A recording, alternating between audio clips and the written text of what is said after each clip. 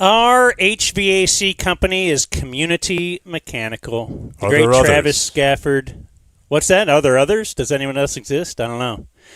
If you like big, giant people coming into your house, Right. You want to get manhandled. they're very big individuals. It's amazing. And what is also amazing is that they will hook you up with preventative maintenance, which can save you all kinds of money in the long run. Especially with that summer heat right around the corner approaching. My goodness. CommunityDFW.com, 469 What a Mother's Day gift this could be. Just like, hey, 7290. I got some PM for you, honey. And this big guy.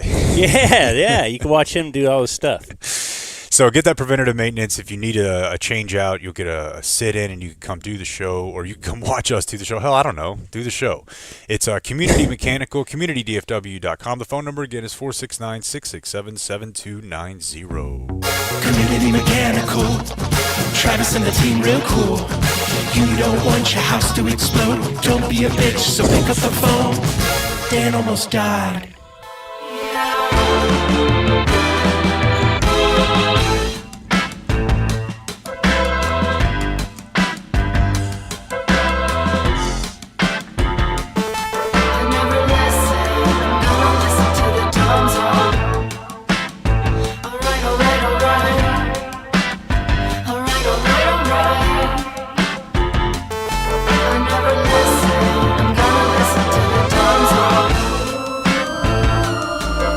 Hello, friends. Happy Monday. Today, we broadcast live to tape from high atop my garage. We're not in the Game Day Men's Health Studio. That's downtown Dallas. GameDay.dumbzone.com. We love you, Game Day. Where would we be without the peptides? People are talking about peptides, folks. I'm living them. Sitting around I'm watching this John Hamm show. I think my wife must be, too. Friends and Neighbors. Yeah. Anyway, I don't know if it's anti-reality or just like I don't live with the rich people enough. Because John Hamm will sit around with his rich buddies in the sauna. Mm-hmm. They all got a towel on and they're talking peptides. they're like, hey. You know, that's what you do. You get a little older. I think there's 40 and up. You're like, oh, yeah, this hurts on me. Oh, this hurts on me. Well, my wiener's small. Well, a lot of people don't just jump out with that, but right. But you're in the sauna, yeah. So it's like, why not? Yeah, probably a lot of peptide talk in the sauna. I don't know. I'll just tell you, there's no way I get through the weekend I just had without it. So I can't recommend it highly enough. Ooh, that's a tease, little leading statement guy. What the weekend I just had. That's right. We'll get to that. We must introduce our den sit-in. I imagine we're in the den because of this man. He's Alex. How's it going? Thanks for having me. Alex. You a F1 guy? No, not really. This shirt was on sale at H&M for like $10. I was like, man, that's a good deal. I can't pass that up. Is the deal worth having people like me ask you if you're an F1 guy? I have to consider that now. Do people ever ask you questions like in Jeopardy form? Oh, yeah, all the time. Okay. That's not unique. I thought I'd come up with a new bit for you. All right. It's your birthday or anything? No. Sobriety date? Just kind of hanging nothing. out? Yeah, just hanging out. I love it. Yeah. Absolutely love it. Yeah, thanks for having me, guys. On a Monday. Yeah, so the love fridge, being here on Monday. Blake's a terrible host if you're not a lady. Boy, that's the truth. Yeah, but the fridge is open to you. Yeah. We have Lone Star beer. We have Lone Star Light. We've got C4. We got How Water. Good deal. What could you not? We have some dog pills wrapped in cheese. I pre-wrapped them over the weekend. Where are you at on cottage cheese? I'm a fan, but I wouldn't like, hey, I'm going to pull that off the shelf and pay money for it. My wife's But if you had some cottage cheese right here for me, give me a little pepper, go. Just as is. Give me a little pepper. Whoa. I mean, you don't Go. need it on. Okay, but I'm saying like she's putting it on potato. And Interesting. It could be a good topping. Eggs. Like she's mixing it in with eggs. And I'm like, I don't know. I like it. I don't know. I like what she's doing there. Well, yeah, glad to have you here, Alex, and grab a beverage if you'd like. Will do. Sorry about Blake. So I have here next step on the run sheet, the very loose run sheet, promote.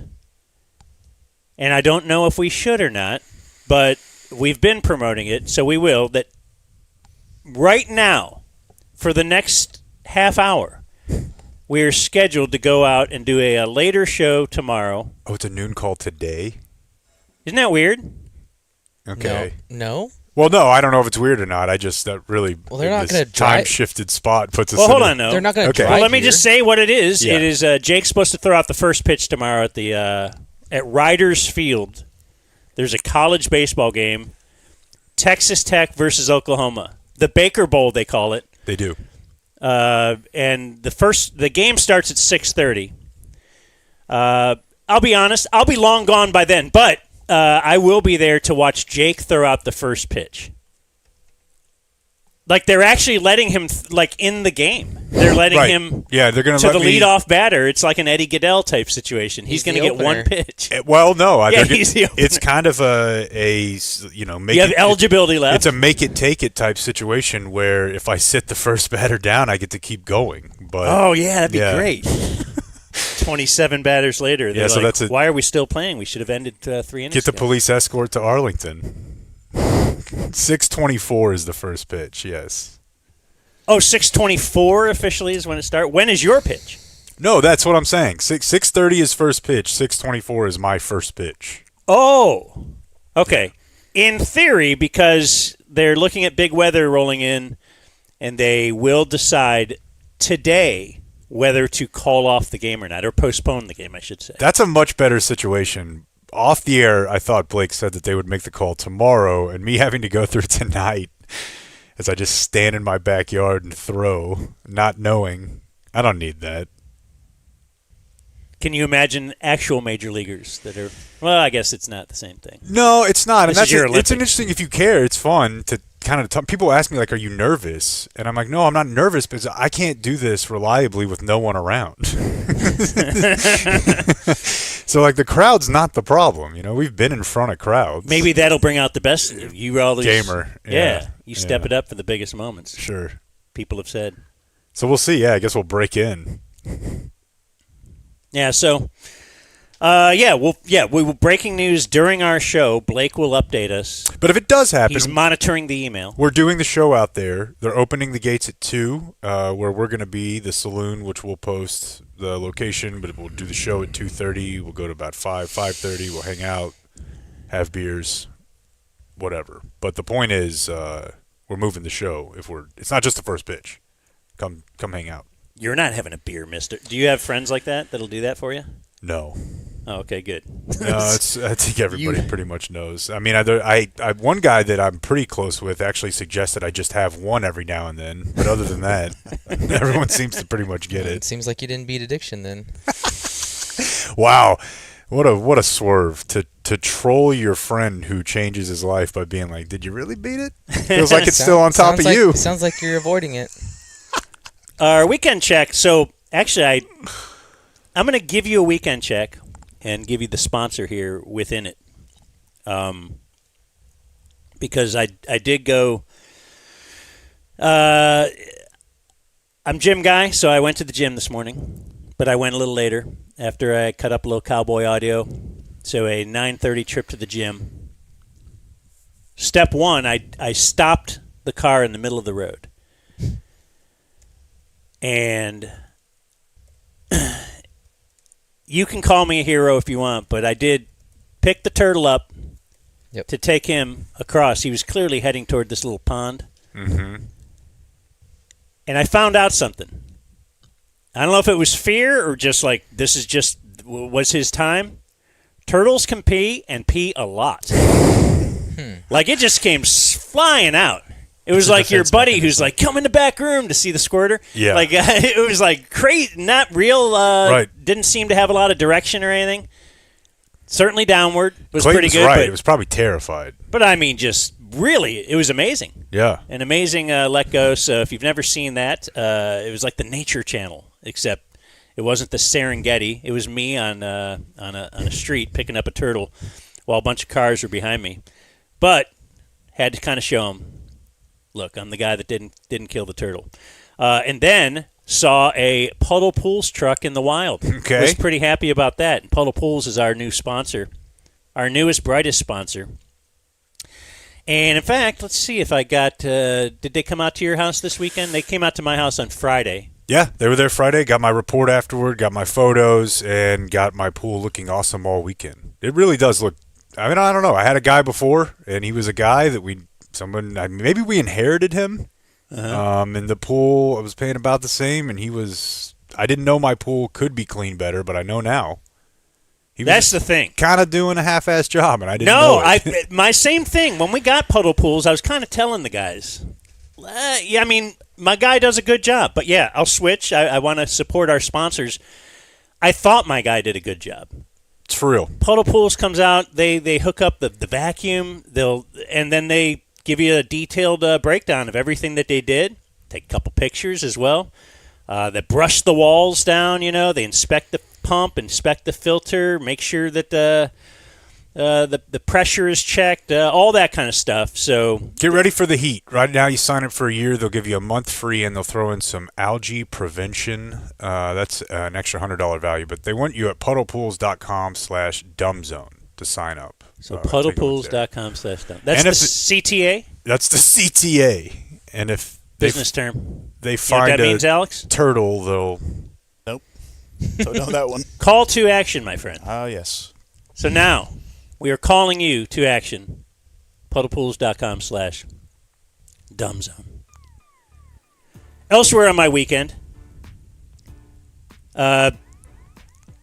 quick G not G or why Hillary Law. It doesn't really fit with that. Central Market stealing Eatsy's bits a little bit. So they'll have people out there singing.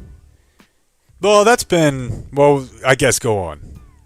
And they stepped it up one higher, and I think it's probably because of, is it Hatch chili season? God bless. It's like the WNBA draft. I swear to God. There's a lot of Hatch chili I love chili Central seasons. Market, but I feel like they're running 4 Hatch seasons a year. Well, I don't know what it was, but they had things going on Friday.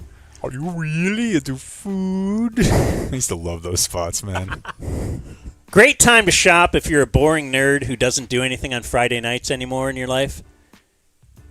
Discovered that's a wonderful time just to stock up. Now, you are missing the MILF window. Yeah. But There's trade-offs we make. Yeah. Anyway, they actually were doing some bits out there. They had a horse and a carriage. So they got a horse pulling a buggy, and it's 4 people fit in the back. And then so now there's kind of a line, and people are wanting to get on it, and kids, right? You're taking your kids, so it draws people to Central Market. So the horse and carriage were gone, and now I'm driving out. I'm leaving. And I see the horse and carriage coming back around because it just goes around the. Yeah, I was going to say, store, where's it going? Just keeps going around and around within the parking lot and around the store, the back, and then in the front. It's just you're actually concrete. It's like, hey, I haven't really been close to abusing an animal. Can I get close to? And then they're like, yeah, you can. You can sit right here and take watch a little hit. 70-year-old guy in it by himself. There's the driver. I'm just saying, there's a line. There were kids with parents. There were people waiting to get on. I waited my turn. He also waited in line and just said, I want to take the long, slow, around the parking lot drive in a horse and buggy by myself. That guy's the dumb zone champion of the day. That's like going to see a movie for yourself. Listen, I come to this store. I don't know. Come to this store. They got a horse. I get to use it too. I love that. Is he in the ball pit at Chuck E. Cheese? Yeah, I want him to have like an ice cream cone. Just really sarcastic about it. That's really weird though. Like we're just gonna ride this horse around the parking lot. I mean, follow your wife around Central Market or jump on a horse carriage for. Yeah, I'll just go out here and sit. Kill a little time. Yeah, he wasn't on his phone. He was like just sitting, looking around. Oh wow, the parking lot. Okay. Here's a restaurant. Jersey scene in the wild. Clayton, need the picture thrown up for a weekend check. Jersey scene in the... Because you like random jerseys in the wild. Whoa, an Antoine Wow. Jameson Mavs. Was it probably like, 03, 04, something like that? It's an old man wearing... old man Tall at the gym. black socks. I'm not the worst shaped guy at the gym. My God, he's got a T-shirt on under the NBA jersey. Like it's a real jersey. It's not like Antoine Jameson It's not a jersey tee. jersey. No, it's full. Like, I spent $150 on this thing. I'm going to wear it to the gym. And I'm 70. That's fantastic. Like the alternate shorts on too. Yeah. I did something you guys will ridicule me for, but I have to do it. Just I'm me. It's because of my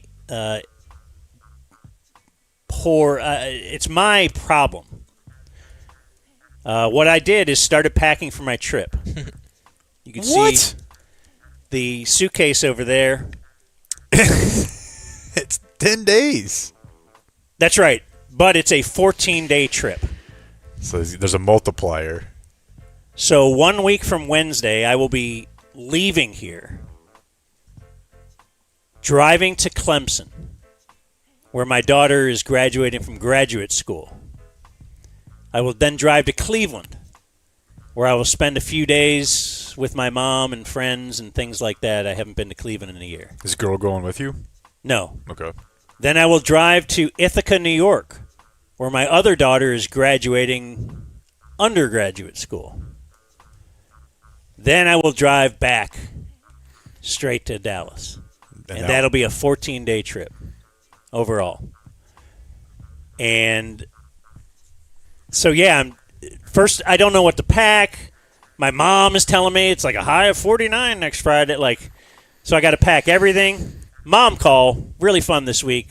She she went down every Browns draft pick and asked me what Wow. she just read them all to me, and I'm like, I don't really know who that is. And then she got to David Boston's kid. I'm like, oh, I know who that is. Apparently they drafted David Boston's son. No. Not quite. Now, Mike. Someone who inadvertently called him David Boston's Yeah. son. But Yeah. okay. Some underling, Mike Greenberg. I think they pay a lot of money. That's not just getting a name wrong. That's pretty big. So but real quick, did she clue you in that there was another Browns pick made at the draft? Are we doing draft day too, boys? What the hell's going on? Seems like it. What was his name? Like Connor Rourke is a real person, but it was something. And they had a kid walk out and put the Browns hat on. Goodell let the crowd know this is for a production. But was it another Browns movie about the draft? I'm sorry. if it was the Steelers crowd, why didn't they F up the production? Like, boo and... Yeah, that's a good. Right? I mean, Start I don't know throwing what the shit. movie is. My point is that if they're making another NFL movie that's outside the draft day universe, it's also about the draft and also features I would love the it to be a Browns. follow-up. It needs to be. Yeah. That'd be Callahan great. ended up with a great career, or I don't know. Right. The Jennifer Garner's already left Sonny. But I started packing, and then, yes, I'm learning. Well, you know what? I don't even have 14 pairs of this or that. And I have whatever. I didn't know if I had enough to pack. My goal was to pack half yesterday and then half next Saturday, and then I'll be fully packed. Okay. I love the precision and But the I also intentionality. decided I need to buy new underwear and socks and this You're not and that. going to do. You can just do laundry. At Where? Some point. Hotels a little bit, right? I You don't doing know. some hotels? Well, the point is I just bought new socks, new underwear, new everything, and I'm just going to take that with me instead of just packing my old stuff. Kind of Allen He's Iverson. Allen A Iverson. little Allen Iverson. But also very much cashing in the Junior Miller squared away chip. But I have to do When it you anyway. pop open fresh socks. Yeah, I have to fresh do it underwear. anyway. Why not on the trip? Yeah. How fun will that be? You know what I like to do? Fun for the whole family. Here's a little fun. Next time you go do that, buy 2 of those and hide one of them. Or put it in your closet or something. And then 6 months You're from like, now, I need wow. socks. And you're like, no, I don't. That's great because I like the same thing. Yeah. And yeah, it's been a couple years since I bought new socks. You could tell because on Amazon it says this was the last time this was purchased. So then if they have the same exact kind, I'm really happy. And then I'll give you this. Well, you know what? I'll save it. I have an emergency today in Twitter, but I'll save it for after the weekend check. Who's next? Clayton? We had big weather Saturday, so I turned my computer into NFL Red Zone for weather. Dude, that makes all the sense in the world. I was texting with Clayton about weather Saturday night, and it occurred to me, I don't know if I've ever asked Clayton, are you really into weather? I was just sort of context cluing everything else I knew about him. And then he's like, oh, I'm on it. It's like, well, guns, coins, Liberty. Like, these are the sort of things that people who are into weather share. And he's like, oh, yeah. Sent me his quad box. Yeah, so I had all the local networks on. You could talk to my mom because she's the one that alerted me. Patch me in. Yeah. I got to give a shout out to our boy Dan Henry. Mm-hmm. He did a complete game. No subs. I like that. Oh, wow. That's okay. how Yeah. back in the day, back in my day. And on a Saturday. On Yeah. a Saturday. Like, they call him in. Oh, yeah. Like, that's a time. I've been off for a day. I got another day off after this. Like, I'm just going to relax. Yeah, Coop had a couple of Little underlings. minor leaguers in there Yep. helping him out. But Dan Henry, jacket off the whole night. Just guns a-blazing. That guy is so jacked. See, I know him. He's the one my grandfather used to be like, he thinks he's tough. He is He tough. thinks he's Dude. tough. So they did great. Dan Henry on my screen all night. But Jake sent me this, and it's kind of like Jake gets the emails where he's like, "Yeah, I've already seen this 100 times before someone emails him or like I text him something." And he sent me max velocity. And he's correct in when he says that the weather game has changed. We're now doing influencer weather, basically, where there's guys that their whole, like a kick stream who's doing games, but their whole stream is just them doing weather. Have you ever?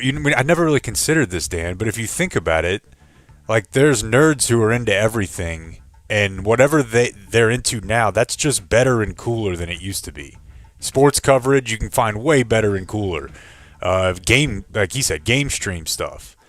It's just there's a lot of things out, but John Rocker rooting out fraud. John Rocker rooting out fraud, John Boy, for example, right? Yeah. I'd never thought, what if somebody just goes super hard on weather? And I found this dude, my wife found him on Instagram. He's got 2 million subscribers on YouTube. And he just goes around the country. Like I don't think he's DFW based. No, he's not. But he's just like, where He's like a storm chaser. yeah, but he's no, the one. he's the hub. He's the hub. He's a got digital storm chasers nomad. out there. He's a digital Yeah. nomad. But he's clearly an actual meteorologist. Like, he's a science guy. Mm-hmm. I don't know, is Dan Henry, Weather Coop, they're TV guys. This guy clearly is like science guy, and he's just, let's go up to this box. Let's go over to this box. Let's go down. It was insane. Like, they just took weather. Okay, so the science Frankie McDaniel. Like, Kinda. Frankie is just big. Yeah, he's not the most charismatic guy in the world. He might kind of think he is, but he ain't Dan Henry, I'll tell you that. Like a lot of these streamers you see, they get huge, and you're like, well, nobody trained you how to be on television. But it looks awesome. It looks really cool. McKinney is dead. Is that me? No, that's me. Oh. I'm trying to queue up a SOT that I cut from his stream last night. It was cool. So yeah, he's great. He's about that life. He's got 30, I think, weather tracers at least, and he just has a map, and you can just click on them, pull up their stream, whatever they're streaming. Last night was big because he got a dual tornado. They call them twins in the biz. Okay. That was in Twister. But this was Saturday night. He was doing his stream. Hates people parking under overpasses. Shames them live on stream. Is that bad? Yes. Why? Because you impede traffic and you cause wrecks. On the berm, you're on the side?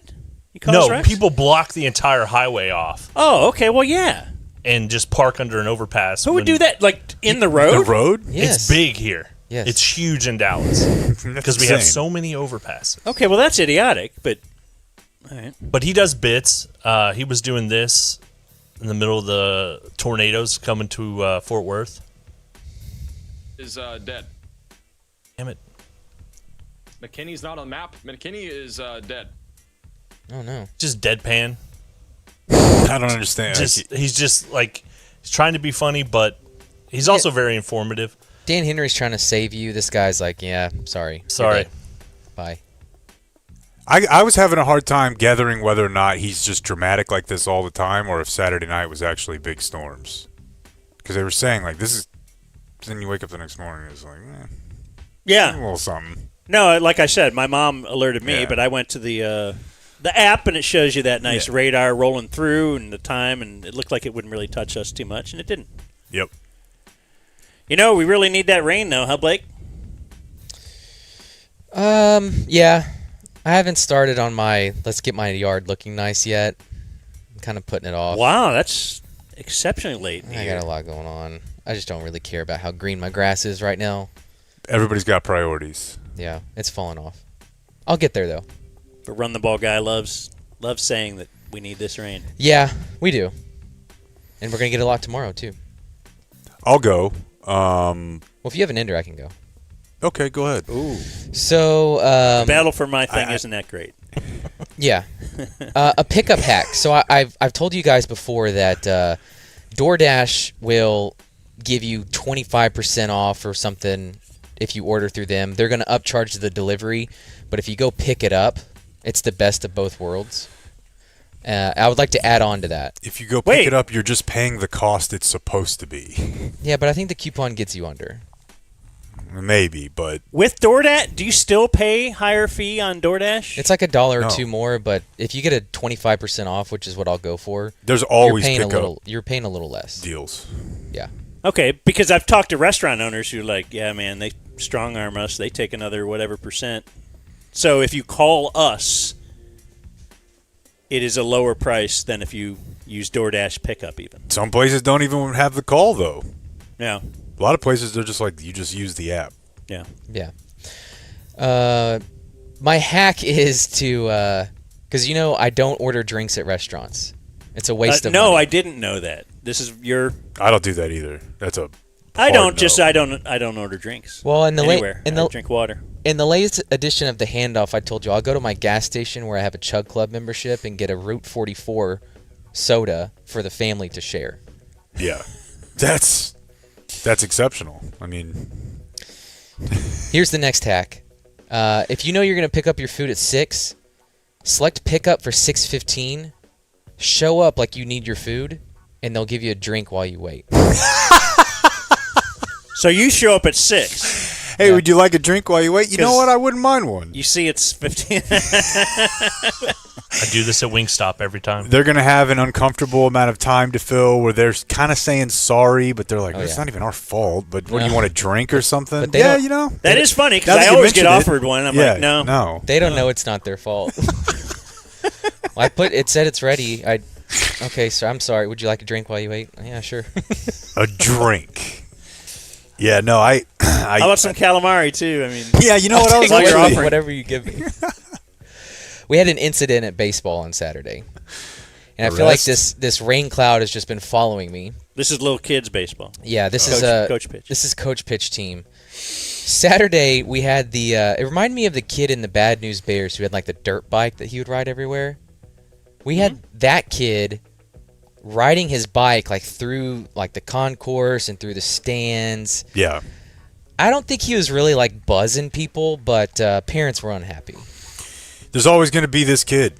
You see him in every field, every youth association. I saw one at Dove right here, Dove Water Park and Park. There's a kid. He had they all look the same. Mm-hmm. Parents aren't home, whatever, but somehow they got a hold of the kick-ass motorbike, and they're just and then chill out for a minute, and then through the parking lot, down the street. Here they come again. God, everyone just has to look at you. So that really none of this bothered me, which makes me happy that I'm just not squarely this person yet. But on his shirt, on the front of his shirt, he had a giant middle finger. On the back of his shirt, it said, and pardon my language, "Break your fucking neck, bitch." Okay, that's really so this aggressive. Added to the Yeah. parents' consternation about the. So then we have some dads trying to like get in front of him, asking him to leave. Get in front of him, like they're trying to get a fan at a sporting event or something, trying to corral him. I don't know. Like I said, this kid was not bothering me. Don't run over my. I don't know. We can coexist here. Yeah. Other parents did not take this stance. Cops were called. Well, you probably have to call the cops. I mean, I wouldn't, but somebody's going to call the cops if you have a bike like that on city. They just will. I mean, dude, they used to call the cops on us you got for, little kids for walking around. skateboarding, and you can tear the field up, right? I care more about the field than anything. Yeah, I want to get practice in. He wasn't going on the field. He's just He's just in the parking lot? no, but he would ride through on the sidewalks Yeah, where yeah, like people were walking. Pavilion, yeah. Yeah, but Somebody's going to call the cops, but I think approaching the kid on your own is a bad idea. there are a lot of 50-year-old dads trying to do that. Hey, turn that shirt inside out. There are kids here. But it does track that, like, there's always one, and that kid's probably a good athlete too, but he doesn't play sports. No. There's always like a bad kid who's like, I just don't really do sports. And so, of course, the cop pulls into the parking lot, and the kid hightails it through the neighborhood. It all played out perfectly. So I got a few pictures in there, Clayton, and I'll walk you through those just listening. The first is, for some reason at LA Fitness, once or twice a year, we do this auction where there's signed pictures, there's jerseys that for some reason, if you're in the mood, you can write your name down and buy one of these things. And I was laughing at the selection here because you've got some heavy hitters. You got Nolan Ryan, Pete Rose, Dan Marino, Lawrence Taylor, Rudy. If you want a signed Rudy jersey, have at it. I mean, listen, as much as we laugh, somebody's paid a lot of money for a signed Rudy jersey before. And there he is, his little dumb signature. It just says Rudy. It doesn't have a last name. No. And so that's not his jersey. No, is the point. The next picture is probably none of those are. I think this is a positive for parents. If you can go up there, this sign says 1 in 4 hot car deaths happen when kids get into cars and can't get out. I was thinking, we see the numbers, 1,000 kids die every year from being left in the car. This makes parents look a little better because 1 out of 4, they had no idea the kid was in there. Wait. I was going to say that what we saying? have here is actually, this is great news for parents because 3 out of the 4 times when kids die in cars, it's just because they're idiots. Yeah, they could have got out. Dumbass. Yeah. Only one. This is a very confusing. I've seen this ad before too, and I was. So 1 in 4 hot car deaths happen when kids get into cars and can't get out. So it's so they kind of climbed in somehow. Yeah, Right. they didn't go into Get left. 7-Eleven and see the video poker and just play for an hour and forgot the kid was in the car. Right. Oh, They had okay. no idea the kid got in the car. So we're saying, At least a quarter of them. yeah. I'm saying this Yeah. is a positive spin for parents. And So who knows? what is this telling us though? I Lock don't your know. Car? I don't know. Lock your car. Don't let your kid have the key, or What does it say on the bottom? Like what? I don't understand Once the whole you park, stop, look, lock. point of that. How about just Yeah, I don't know. kids die in cars? That's. I mean, what else are they not telling us? That's 1 out of 4. What are 1 out of 4 like a dog killed them in the car, but it was also hot? I don't know. I just think we need to investigate these numbers. I agree. I like their logo is the rear view mirror with a kid like waving like, "Hey, don't forget back here." Don't forget me. And then final thing, Jake has been saying we're in a sauce era. And he was ahead of the game. This has ramifications that I didn't see coming. Go ahead. We got sauce for dog food now? Whoa! I like that. Kibble sauce. All right, that's ridiculous. Where What are you, we doing? you can pour sauce. Oh, look. Well- the dog is licking its lips. It's got sauce on its little dog chow. I will say this. It is a sauce era. You're right. I didn't know everybody's just sauced up. I thought this was kind of a country thing, but we used to pour broth or water sometimes in the dog food. Mm-hmm. So it says that's what it is like with beef bone broth, but No, but this was a thick sauce. oh, it's like a I think that's the flavor enhancement. Like rocket sauce. But yeah, I guess dogs are living their best life now. They got sauce. We used to put like bacon grease on their food. oh Shiny my coat. god. Let me tell you when you stop doing that. When you start cleaning up dog poop on turf. And your whole focus every day becomes, can we ensure that this dog has a firm stool? Speaking of grease, it's the perfect time to service your garage door right now. Kind of grease that thing up. Okay. Weather and temperature affect the components of the garage door assembly. The drastic shifts in weather can weaken various parts, so now that we're warming back up. Get them all greased up at txtrident.com. 817-512-1212. Get them out. Have them service your garage equipment. just check everything over, even if you don't need a new garage door or a new gate. The springs, the opener, the door, the track, the weather stripping, they came out, fixed up my garage door. Everything is perfect. It is so quiet. We had one of our guys who came out here for a sit-in at the den is like he called Trident after leaving here because our garage door was so quiet and his is so noisy. And great success with txtrident.com. Did I interrupt your last one? I'm sorry. Yeah, I got one more thing. Okay. And then a special... Gates, too. Gates, though, and garage doors. They're awesome. Veteran-owned. One is a retired police officer at Trident, so awesome listeners as well. So talk Dumb Zone with your friends at txtrident.com. Ask to see the Hummer. Oh, 10% discount, too. Across the board. Just mention the Dumb Zone. If you don't mention the Dumb Zone, then they don't know you came from us, and you don't save money. And they'll arrest you. They could. Play the breaking college baseball sounder. The game has been canceled. Not postponed. Apparently, the two teams couldn't come together on a rescheduling date, so they're just going to say, "All to hell with it."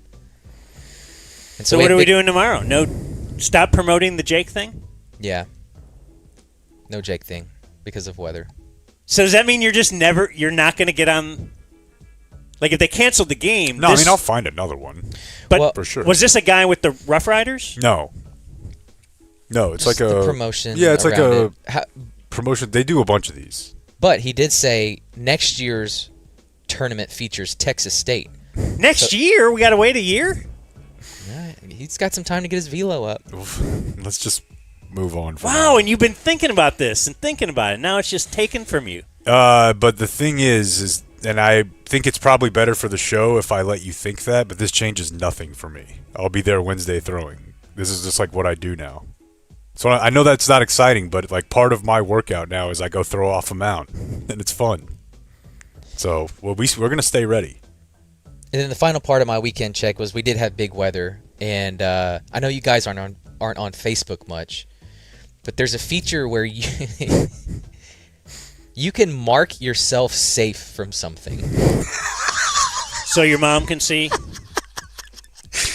I think Like I'm safe from this tornado? I think, and I could be wrong, I think this started around maybe just like COVID.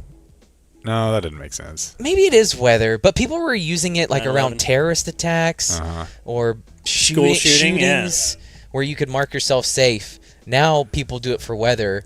I had one person over the weekend mark themselves safe from the weather, and they were the only person to do so.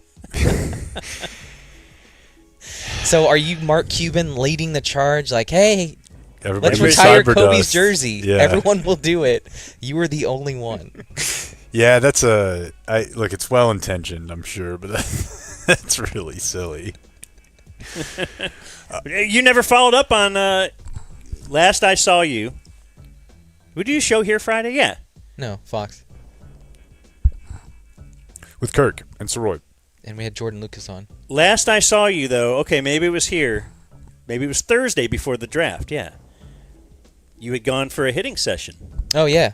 All sweaty, came back, Yeah. different clothes. Did it pay off? Yeah, we hit 2 bumbas. Oh! Oh! First game, we had the wind howling in, so I just murdered the third baseman. But second game, we elevated and celebrated. Got underneath him. I like it. Elevated and celebrated. So I had blast ball, soccer, all that. Friday, Saturday morning. Of course, when the games are back-to-back, they're not at the same field. Soccer games weren't at the same field? No, I had Oak Grove baseball, Bob Jones soccer. Oh, okay. Well, that's not intentionally hurting you. No. It's just that the kids play at 8 and 9, and they play. Sometimes yeah. there's a bunch of soccer fields right there. Are you a coach for each? No, not on blast ball. Though, really, I don't know that. That's a whole other conversation. Right. But so I get to soccer, and it's mostly the same coaches. I've seen most of the coaches a couple times, and I know that there's some listeners. But we're getting ready to line up for equipment where they check their cleats and their shin pads, and now they check their ears. As I told you guys before, a lot of people had their ears pierced, and they told us last week that they need to be covered with tape. So all the moms brought tape this week, and I'm out there with the ref. He's probably 14, and an older gentleman comes over, and he is, I guess, what is known as the red shirt, because he's in charge, and he's probably 70, and he comes over, and he's like, all right, it's time for a shin pad, cleat, earring check, and what I did next was already straying away from the McDowell way, which is going to be important here. But I said, we got tape. The girls have tape. And he goes, that's not going to work. He goes, that's been a rule for as long as, we've had whatever. No tape. What's the rule? He said they can't have earrings in and they can't have tape over them. And I said, well, a bunch of these girls, I think, just got it done, and I think they can't take them out or something. I'd have to see with the moms. Now the moms are coming over. And he goes, I don't care. He's like, you either got to take them out. He's like, but you can't have tape. And now the moms are coming up, and I'm like, dude, really? I was like, well, we're not going to be able to play. And he goes, because now I'm finding out it's not just Nora, it's not just her friend, it's basically the whole team. And they didn't spend $20 at Claire's. And so, yeah, and apparently these things can get messed up pretty easily. And so I'm like, fuck me, man. I'm already starting to go kind of south. And the other coach comes over, and he just like, he's the boss. He's like, hey, let's just kind of like chill. He's like, my girls, most of them, same thing. He's like, this guy's going to leave. Mm-hmm. And I'm like, yeah, that's the move. And he's like, just chill. And so we just kind of sat there and practiced on our own end for 3 or 4 minutes. And then the ref came over. He's like, what are you going to do? I said, we're going to practice. And he goes, okay. And then they walked off. And one of my parents had a whistle. Okay, so you just told the association, all right, we won't play the game. We're not playing then. And they were like kind of confused. But then you had a game against the team. The most productive game we've had on both sides. We were subbing. We were moving the ball. What about the stats? We had a dad from their team who was like, I'll do it. I'll ref. We had a whistle.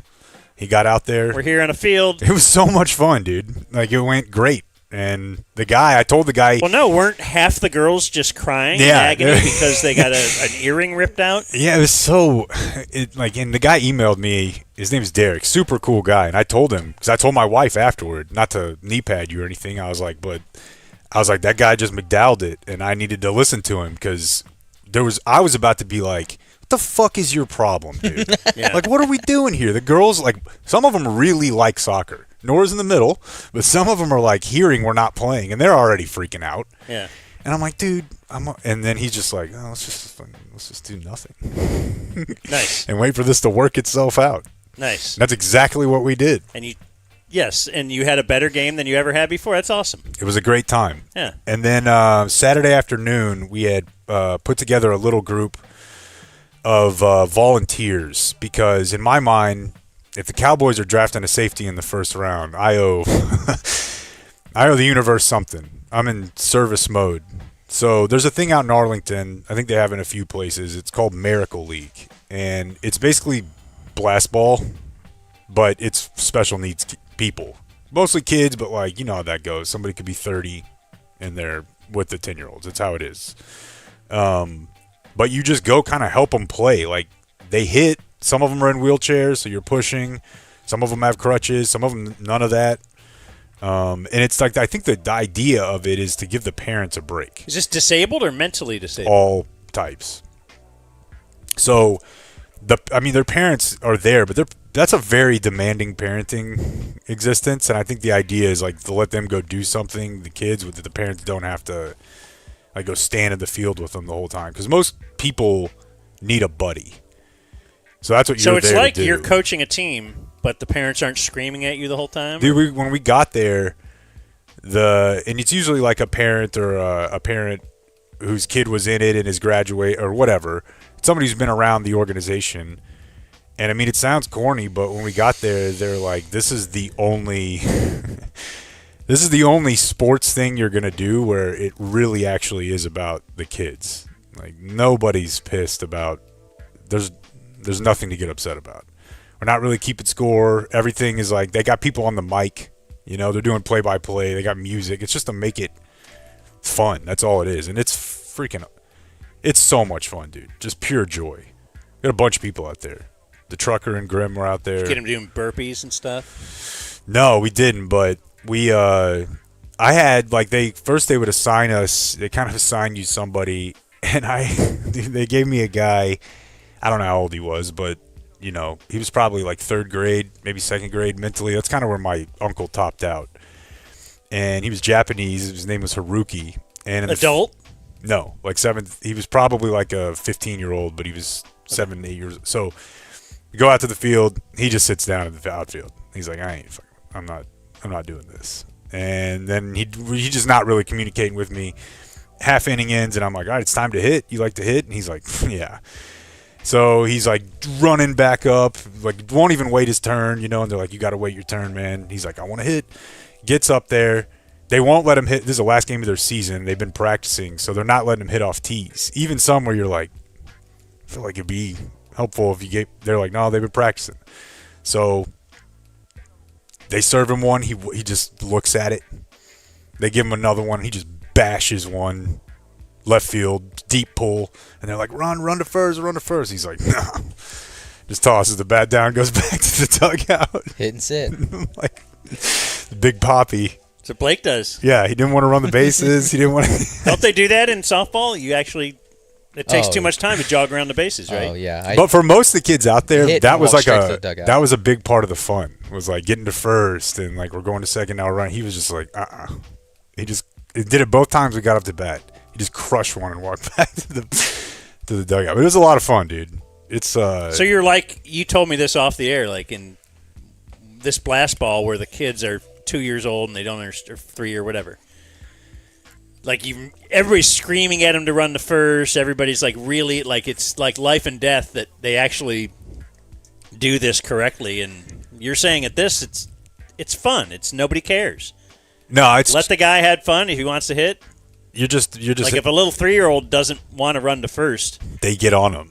Yeah, you're going to be very, very intentional on that. Yeah, but it was a lot of fun, and we're gonna go back in the fall.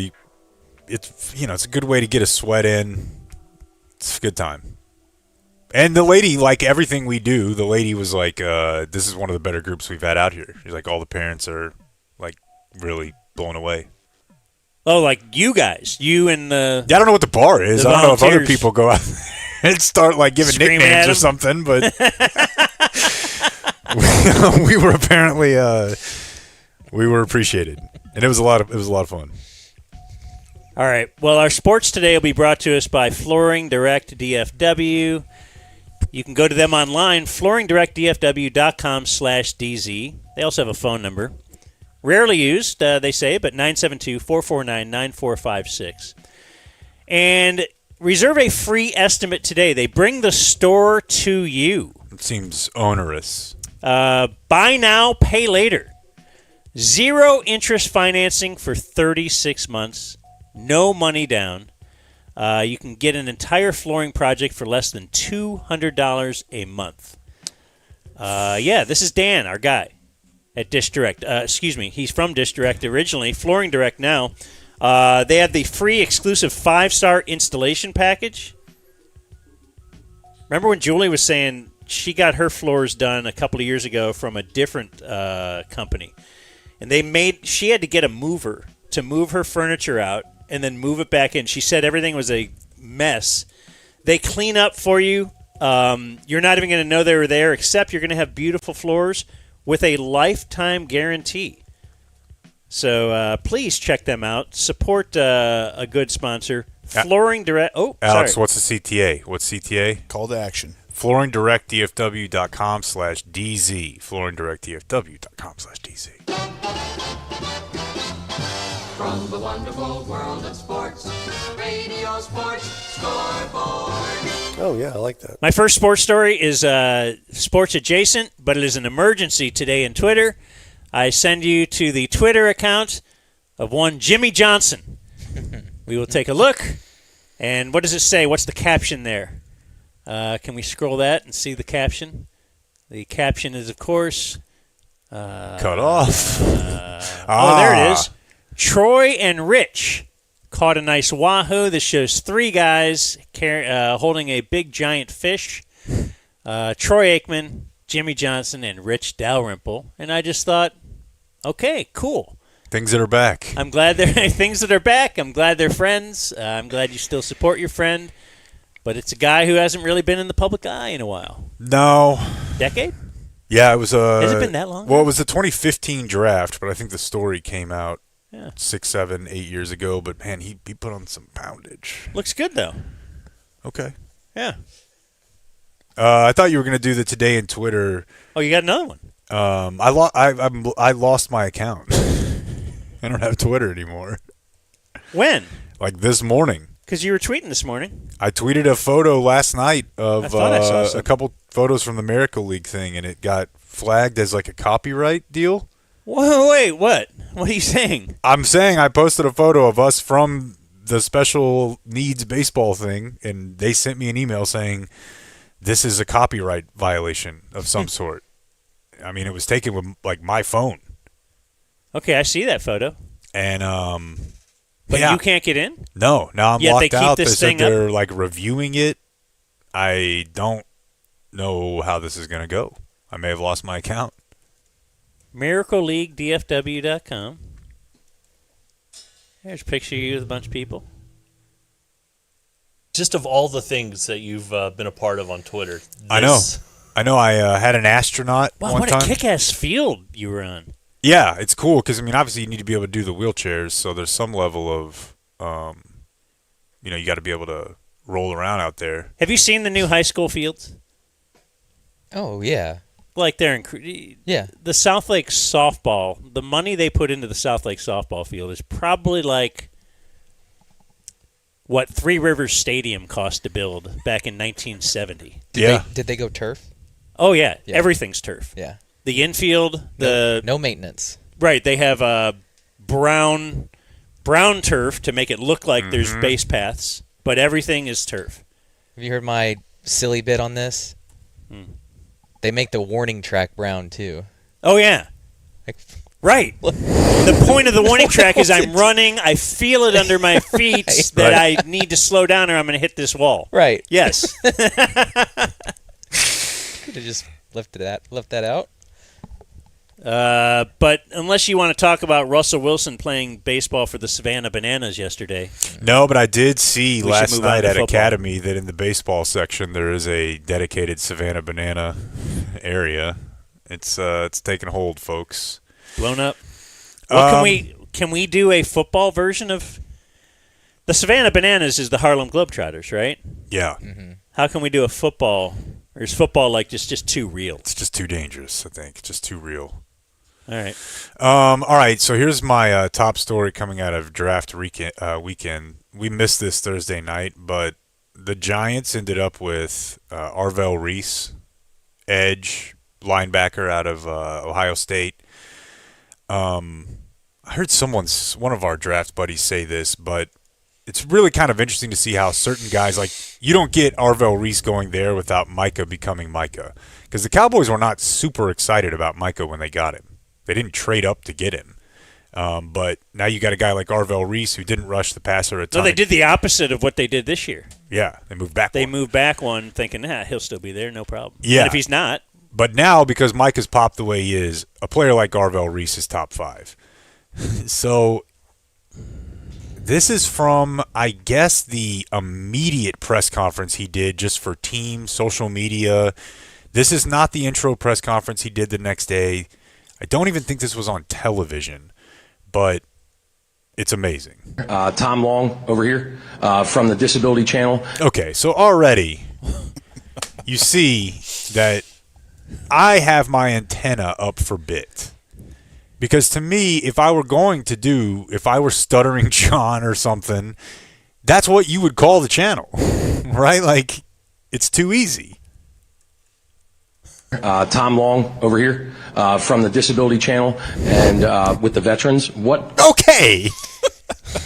And with the veterans, like, it just sounds so made up. And with the veterans, what are you looking forward to make an impact in the NFL working with the Salute to Service and the children this year? Where are you looking to make an impact? Like, this guy's got a credential. He's what is he talking saying? to a top 5 overall pick in the draft. In the NFL, working with the Salute to Service and the children this year, where are you looking to make an impact? Ask that one more time. Make an impact in the veteran community and the disability with the children this year in the NFL. I haven't. I don't know how to answer that. Great answer. Could you actually repeat it 10 more times? I really have no idea what you're saying. We play his again. Obviously, that means that I had to.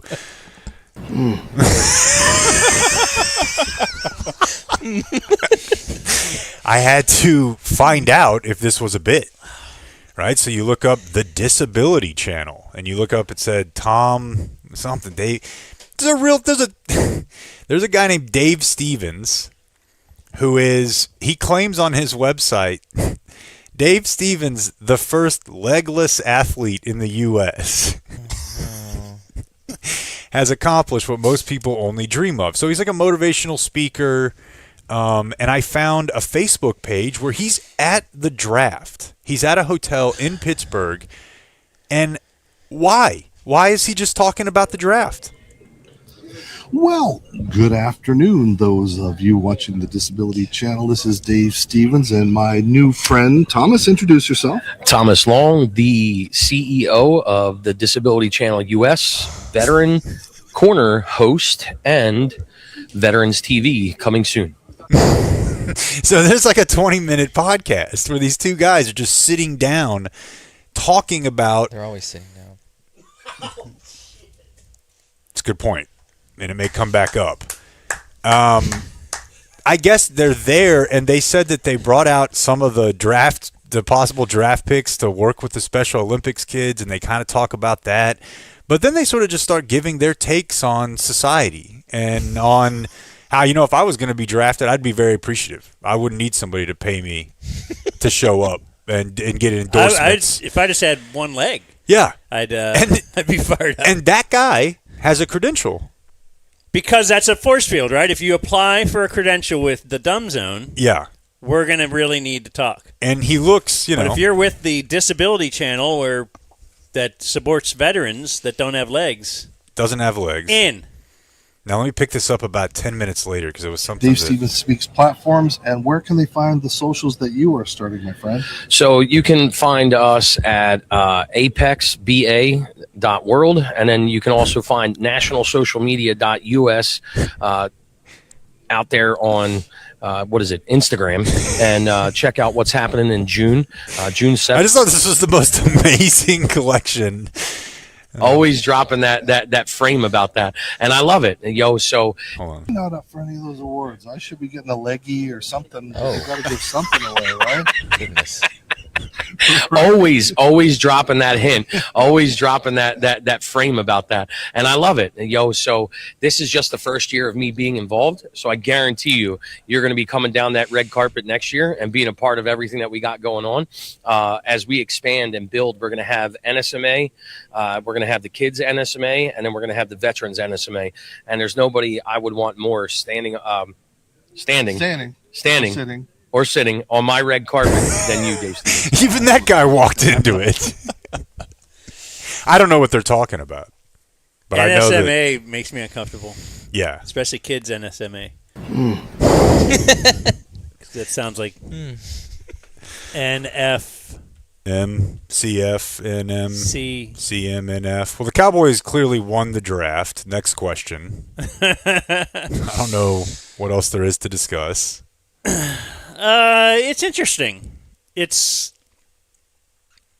can't really remember a time when everybody has been so sure that the first pick is an absolute home run, probably a Hall of Famer. Now what can we move on to? Doesn't that seem odd for what pick do we have? An 11th pick in the draft? Let me give you one quick, very light, just because it's interesting to me, breaking news story. Yeah, okay. Texas Tech's quarterback. Barry Morton? No, Brandon Sorsby, the new one. Cincy? Yeah. Is taking an immediate leave of action, or leave of absence, for gambling addiction. And this, the new quarterback? This is now where we are and where we will be. People getting their heads around sex If a addiction guy is was a far weird enough one. to actually have to step up and make this public. Yeah. Like, he must be in the hole for Yeah. over $1 million, I would say. But it's right? probably not. I mean, dude, how much is he getting? Dude, it was $4 or $5 million a year or something. Really? Yeah. They'll go $5 get million. another one. Oh yeah, but then we stand with Brendan. But who knew that? No, but to your that point, there'd be any problems. With I think. the whole gambling? Yeah, right. I think sometimes this stuff is not that complicated. If you just take the chalk, the consensus big board is usually right. It's just a collection of it's 32 teams and it's all the people like they're not going to be that wrong that often. The problem is when you bucket a lot, and the Cowboys and they've done that before. They've bucked but the other thing too is most of the first rounds that they've had that have been hits, they've just been hits. You're not like freaking out the next day over Travis Frederick or Zach Martin or probably even Tyron Smith to this degree, right? I mean, those are great picks where they went with the board. This is just the first time that they went with the board, and it was, a player that's like CD people were pretty excited about CD, man. You're saying I'd say this is right there, maybe below that. But the only reason this is different is because, again, they had a historically bad defense. And there's no question. With CD, it was almost like, I don't know. We do have Gallup. Like, Micah was a kind of a disappointment. He had Amari. That's what I'm saying. The next day you came out. Yeah, I was not at the thrilled Micah, about it at all. Yeah, it was just like maybe, I don't know. But, gosh, those other cornerbacks, that's who we really wanted. Yeah, so maybe we're overrating it because we're thirsty, but it can be that we're thirsty and it can be that this is awesome. I also wonder, though, so the Micah thing, he gets drafted same year they have a new defensive coordinator and coming off a really bad defense, and it worked out very, very well because the defense instantly got better. Like, Micah clearly can make players around him better. The Caleb Downs, we just don't know, can a safety or whatever hybrid thing that he's going to be, can that have the same effect? He might be great at that position, and he might be able to bark out orders, and actually he doesn't ask their opinion. That's a dumb thing that Shoddy said again. Let me put it to you like this. But would you rather have Giannis or Luka? To me, it's like you can either get a guy who structurally your team can be pretty shitty. Like, I'm just saying that you can put Micah on any team. Structurally, you have all sorts of problems. They don't really have any sort of schematic, philosophical commitment. Just put him out there. You're going to have to block him with 3 people. He's going to free people up. If he leaves, you're fucked because the whole thing is built around him. You're not really doing anything defensively. You're not disguising anything. You're not confusing anything. You're moving Micah around. If you get a safety that actually can, or anybody, but I think a safety is ideal, who can actually structurally communicate your defense, now that's like a point guard. Micah wasn't making people around him better. Micah was making people around him unblocked. I think this is the type of dude. Yeah, it's going to lead to better stats for sure. But I think this is the type of dude, and I'm not trolling because we got into the communication argument last week. I think it's the type of guy who makes sure that you're not busting coverages and fits every other snap. And to me, was that big of a problem? Feels like that's all they were ever talking about, which is crazy because they're pro football players. But it seems like last year it was just bust after bust after bust after these guys don't want to learn it. Well, I don't want to teach it this way. I don't want to blame Eberflus for all that. And some of those guys are still here. It's not like it was all Trayvon. But I think having a guy who's just in charge and gets people in the right spot, coaches family, military family, I think you just need a guy who's in charge. Micah was never going to be that. No. And so I think physically there's nobody like Micah. There's just not. I don't know. And that's the thing. Do you want that guy instead? Well, what's really Like, frustrating if you is could you didn't have have to choose. None of this had to be this way. They made it this way. Right. You could have had And there was Micah and no- added him to a sound structural defense or built one around him, and now you can use him in different ways Like as he gets Arvell older. Reese if that was on the board at the same time, you take him, right? Sure, yeah. I mean, the You Giants definitely would. have, what's his name? Brian Burns, right? But I'm saying, Thibodeau. who Thibodeau's would the better. Cowboys have taken? Probably Reese, yeah. Okay. But I think that's because of the Cowboys. To me, the fact that they took Downs it just signals it's different. And you know what's not ideal is to having to be herky-jerky back and forth each side of the road where you have to spend an entire draft on defense. Like, that's not how you're supposed to be doing this. It should be like an even, we just kind of build, we go play off of each other, you manage it, you know. If you're having to throw this much capital at something, you've done something wrong. Now, how you're able to fix it, who knows? But, man, I don't know. I'm pretty fired up, dude. I mean, I know that they're not playing games, but the part that they are doing that we can talk about, it's pretty sweet. They also made a trade And he'll start, I would imagine. for a linebacker, Horned Frog. Horned Frog. What's his name? D. Winners, Winners. Who 17-game starter. played a lot of games because of injury, right, to other people in San Francisco. They're going to have to pay him right away. I guess he has 1 year left, so he's pretty cheap right now. But if they want to keep him, he's already has 3 years under his belt. They'll probably have to pay him next year, right? Yeah, and you got to figure out what's going on with Overshone, who just hired David Mulugeta. Yeah, Overshone hired an agent. Did they think they had a shot at Sonny Styles? Is that why they waited until after the first round? Don't know. I mean, Steven claimed they had been talking about this for a while. Also in the first round, the rumor was, so the Cowboy, what's the situation with that viral video? The Cowboys were on the clock. It was the Eagles, Steelers, Cowboys thing. Mm-hmm.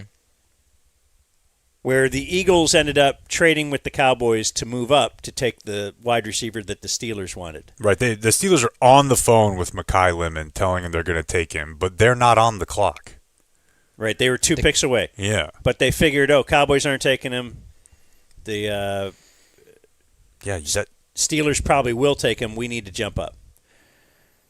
So the rumor initially was that the Cowboys got wind of this. They figured out who the Steelers were going to take and then called Philly. And a good friend of ours who talked to the guys, I texted him because I was like, hey, I didn't hear this brought up during the press conference. Like, that's what I wanted to address. They did bring up during the press conference, hey, any worry about trading with your rivals? And because I'm bothered by that. I don't think it's like, well, we trade with everybody. There's lots of teams. We got to play lots of teams. That's pretty much what they said at the press conference. Yeah. Jerry's like, I want to beat the Steelers too. I want to beat all these teams. I don't know. I don't think it'll be great if you let an awesome wide receiver get to Philly and that guy is giving you problems twice a year for the next however many years. I think that sucks. I think it's a horrible decision. Yeah, but what if you have to do it to get your guy? You didn't. But you didn't know that, right? Yeah, you did. You already had the pick. You only did that thinking, you know what? I can get two more picks down the line in the fourth round. That's why they did it. Jerry had just watched Draft Day. Jerry just watched Draft Day. They had made the trade to go up already, so they kind of needed to. If I can get 2 fourth-rounders, like that'll obviously we look brilliant because we moved up in every round of the draft. I don't know. I think it's worth I think 2 fourth-rounders is good. I think 2 picks is good. But I don't like giving Philly someone they really had. Like, Would Philly have done that if they saw it was the same CD Lamb situation? They're like, hey, I don't think they do. I'm pretty sure Howie Roseman absolutely doesn't let a receiver like CD Lamb get to Dallas, and he would consider it. He would probably trade 2 4th-rounders to make sure they didn't. No, the more you say it. So it's a bother to me. But I did learn it was not the – they said it in the walk-off that it was not the Cowboys that called. It was the Eagles saw this and did the same thing that the Cowboys had done previous. They called the Cowboys because they got wind. They thought the Steelers were going to take that wide receiver, and they were. A little audio? Yeah. Let's see. Don't know what we should start with. Let's just go with, so we have day 2 and day 3 press conference stuff. We can mix and match here, but you like this one, right? What, a lot of time between picks on day 2. Yeah. So they asked Jerry, what did you do with all that free time on your hands? I'm the world's most active noodler. I don't even want to look at this noodling I've done for the last 6 hours. It might scare me. But I do want to add one other thing. But I didn't stay busy, and we got a chance and should have, as it would have it, we did a lot of discussing football players while we were in there, the ones that we looked at in the draft. Those guys sitting around, your top scouts, we're all sitting there. We're talking football. We're talking what makes a player, all that kind of stuff. You didn't waste that great time together. That's what I think you're doing. You're at football work. It's so funny to me how he's like. We talked football. You know what's funny? It came up the other day, the draft. Where were you? I was at the draft. This was a funny part. I was at the war room. This was a funny part. What does he think we think he's doing? But this is what else he was doing. We did a list of all the 4th-round players that we've had here, Murray, and just go down to them. Dak was our second pick in the 4th round. And there's a nice little list, by the way, while we had time to talk, waiting on the deal to go by today. So we just started listing our 4th-rounders of the past. Man, that's, a lot of teams. Wait, how many can you remember? Well, I remember Murray. This is I remember Dak. The Cowboys, a lot of people think, well, this is analytics, baby. This is not the Stone Age Cowboys. We make lists of guys we drafted before. And we remember the good names. I meant to do that this morning. I didn't do it. I wanted to go actually make a list of every 4th-rounder and then just see how impressive it is. I guess if you land Dak. Well, I used to tell you this, but impressive. It would break all the draft value charts. They would do like a 10-year. If you get a quarterback at 135, the value is. There's no end to it. But they did have some pretty nice 4th round. Anthony Hitchens was a nice player. Yeah? Can I interest you? I forgot before I started playing audio. Meant to mention Ownwell, one of our sponsors as well. They're they sent a email to me just on Friday, I believe it was, that they're working on my tax. They're working to get my taxes down. My property tax, you know what I'm saying. The appraisal values and notices have come out.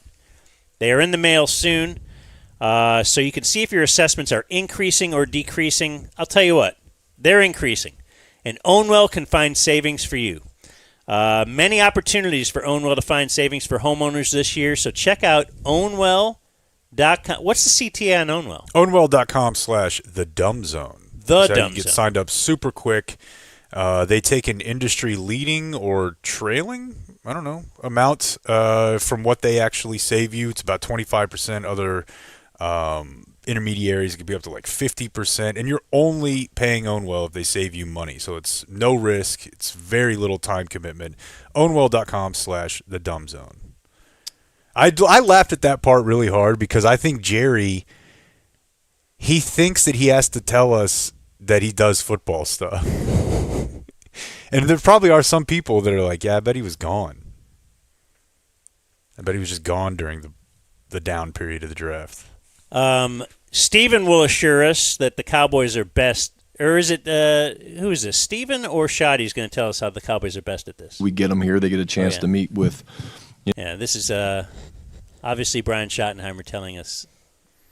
Why are they great? We get them here. They get a chance to meet with, from ownership down to Will and his guys, the coaches, and so I feel like we get a very comprehensive 30 visit pre-draft process evaluation of them, and not just their football learning, but what they're about, their understanding of fitting into a team culture and putting the team above themselves, and we always find ways to compete. So I think it's that we do it really well.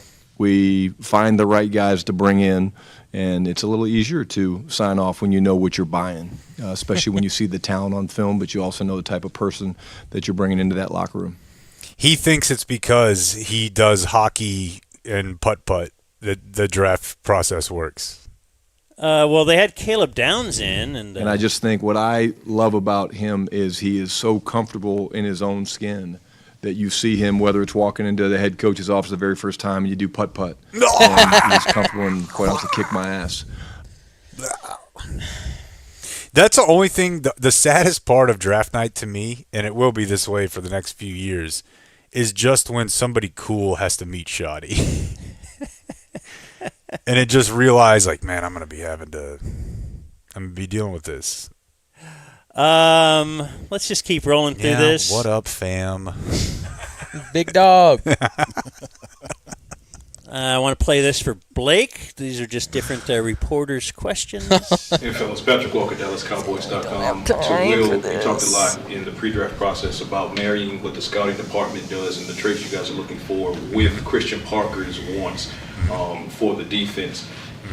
Versatility seems to be... Let me fast forward 45 seconds. 45! PJ Locke to Caleb Downs being the 11th overall pick. And just how concerted effort that has been for you guys to make sure that you get versatile guys. Okay, very long question. Then Will McClay answers it, and then Patrick Walker will grade the answer to his question. Good. But that's a big, big part of it. From a coaching standpoint, that's a great point that Will makes. Oh, man. I felt so secondhand cringe when I saw and heard that.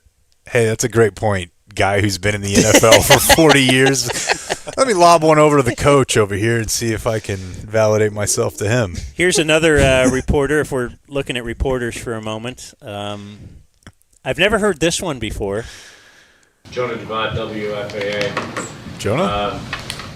Someone asked my question a little bit earlier, so I'll give you a softball. How do you guys stay wired? How about you don't say that? Okay. What are we? I fully agree with you. I was really walks mad. in there with one question. Hey, someone asked my question earlier. I'm a reporter. I didn't have another one, and then I will tell you, this one's just a real easy one that shouldn't even be asked. Why are you talking then?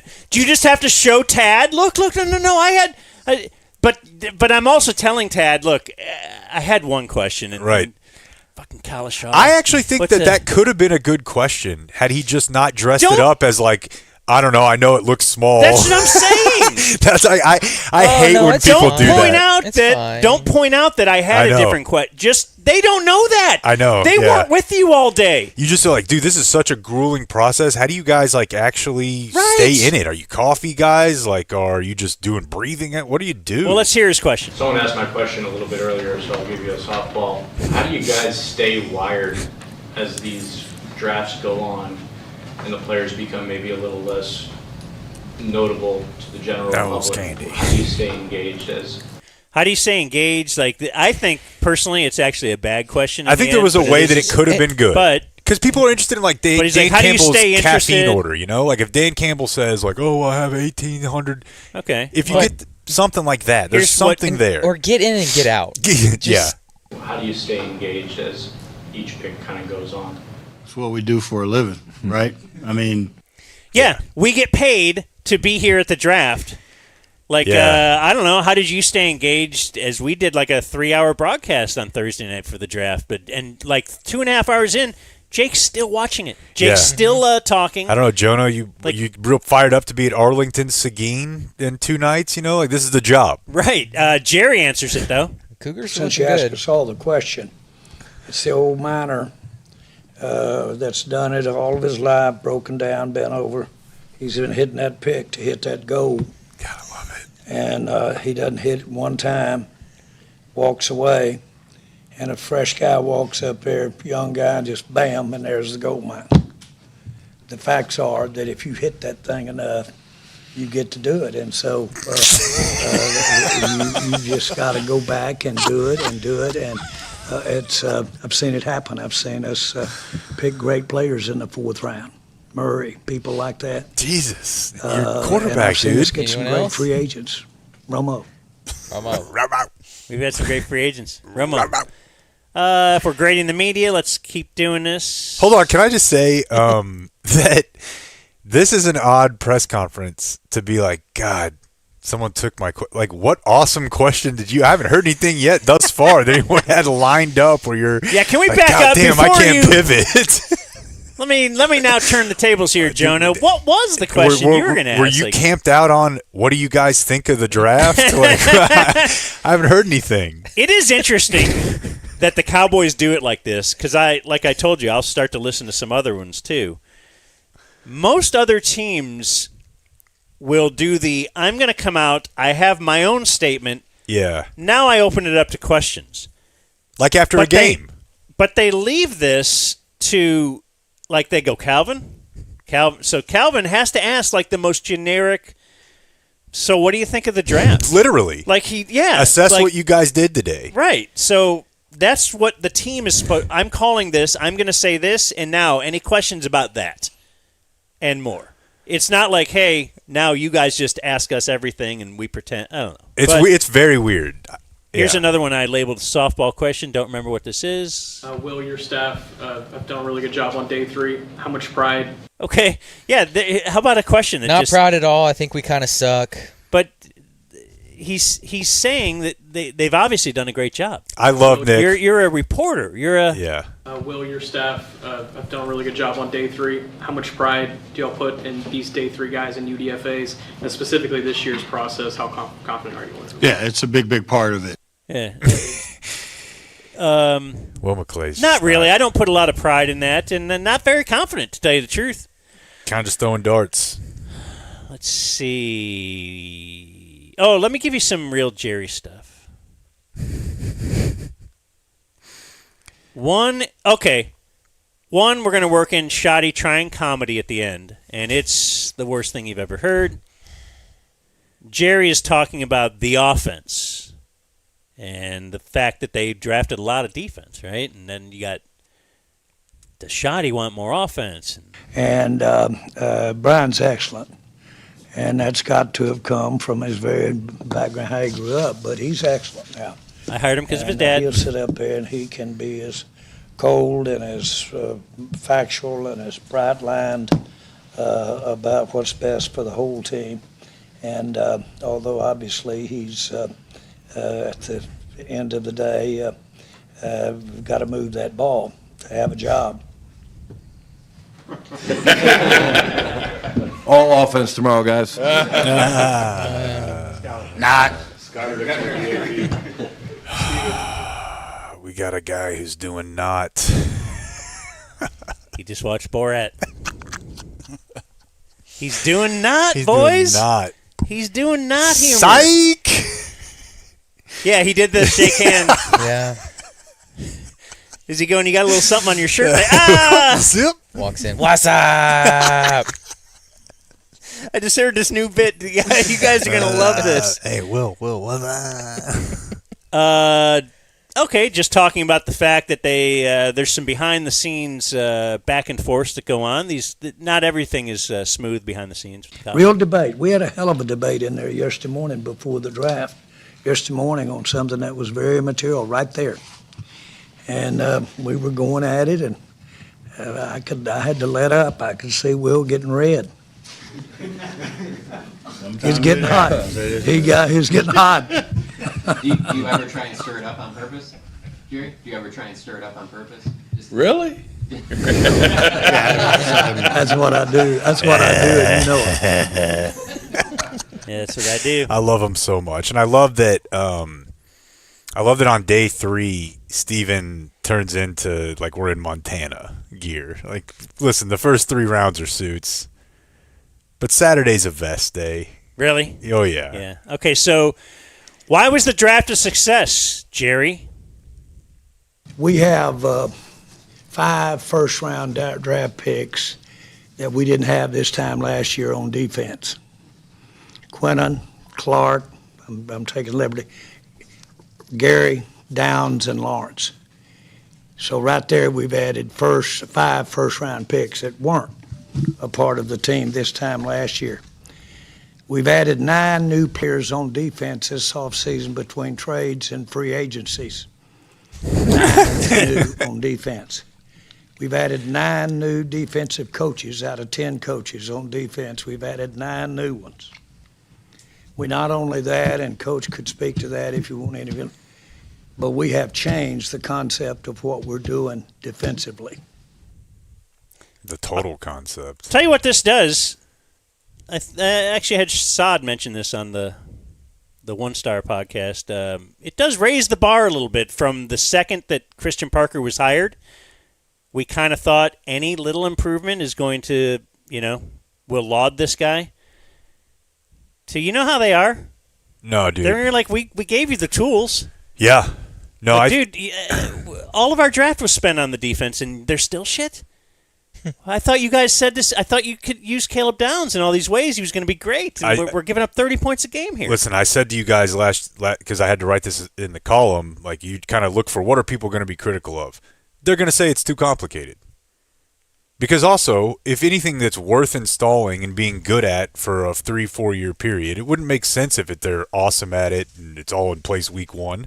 It's probably going to take till at least the middle of the season to be what you're going to be.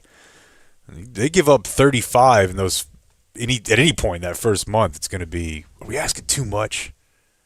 It's just a little too complicated because we forget how these things go.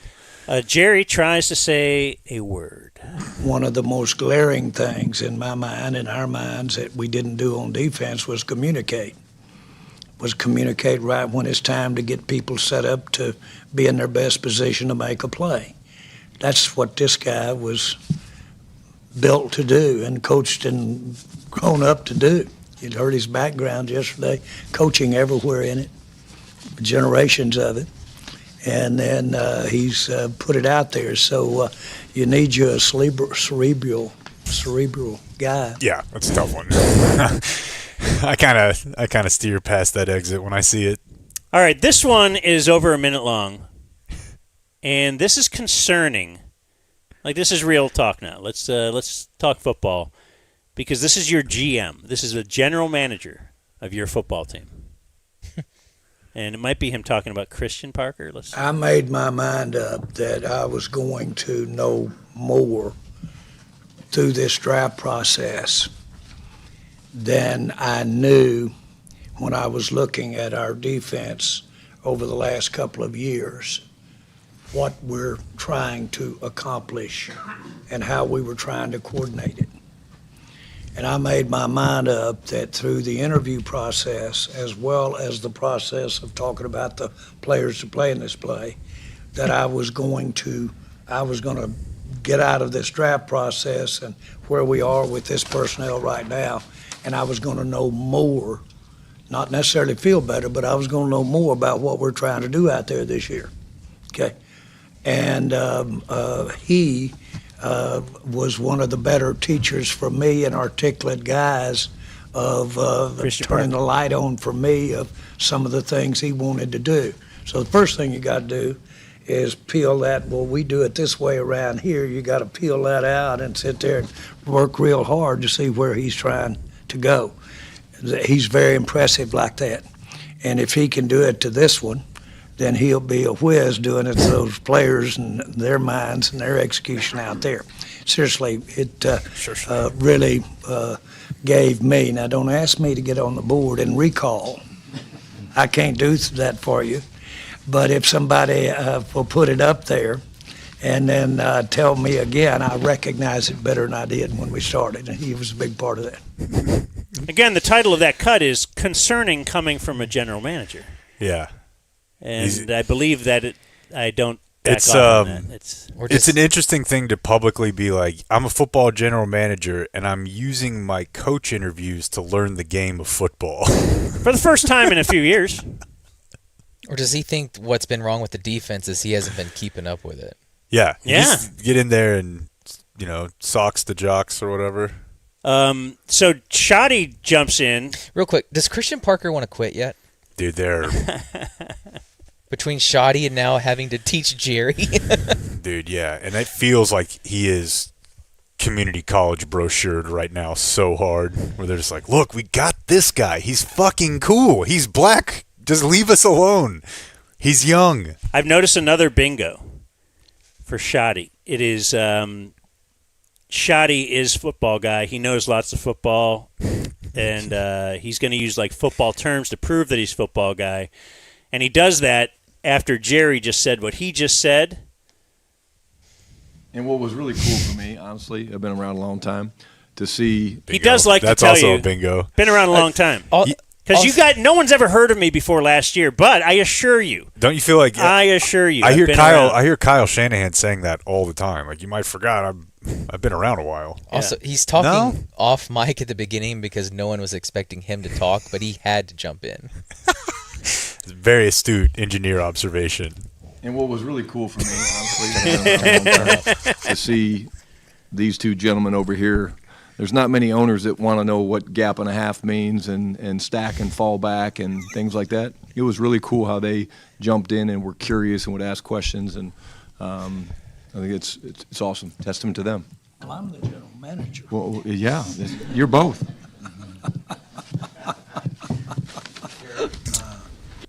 I thought that was sounded like your grandpa was over. Incredibly awkward. But I'm the. Yeah, you sure are, bud. Yeah. Yeah, you are. It's awesome. Testament to them. Well, I'm the general manager. Well, yeah, you're both. Yeah. Keep being general manager there. God, I love this team, buddy. dude.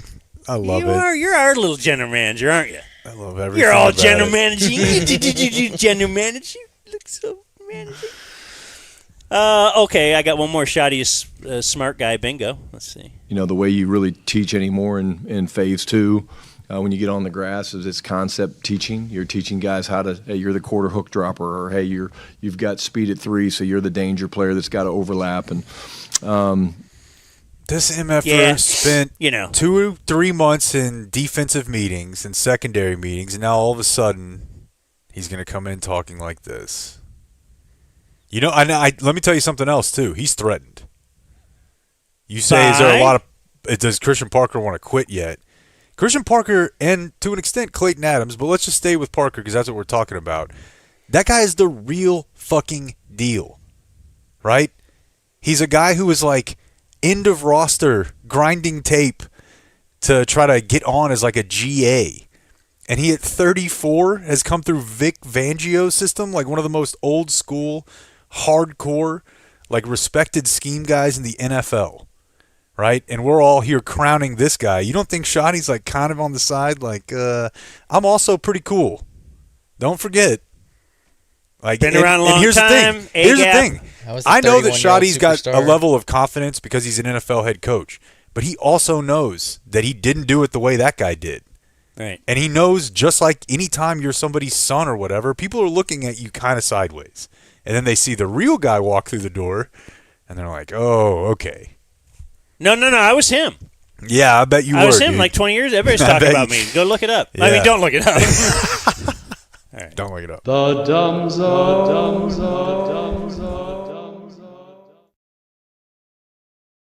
Are you all in? We are with all-in pricing at Flooring Direct. I'm Rick Renner. Often other flooring companies quote you low to just get the job. And then when they tear up your floor when you're most vulnerable, that's when they start asking for more money. We don't do that at Flooring Direct. No surprises. We know what it takes to have a perfect installation. That's why we're the highest rated company in your community for decades and running. Go to flooringdirect.dfw.com. Our pros are the nicest. We've got the best prices at Flooring Direct.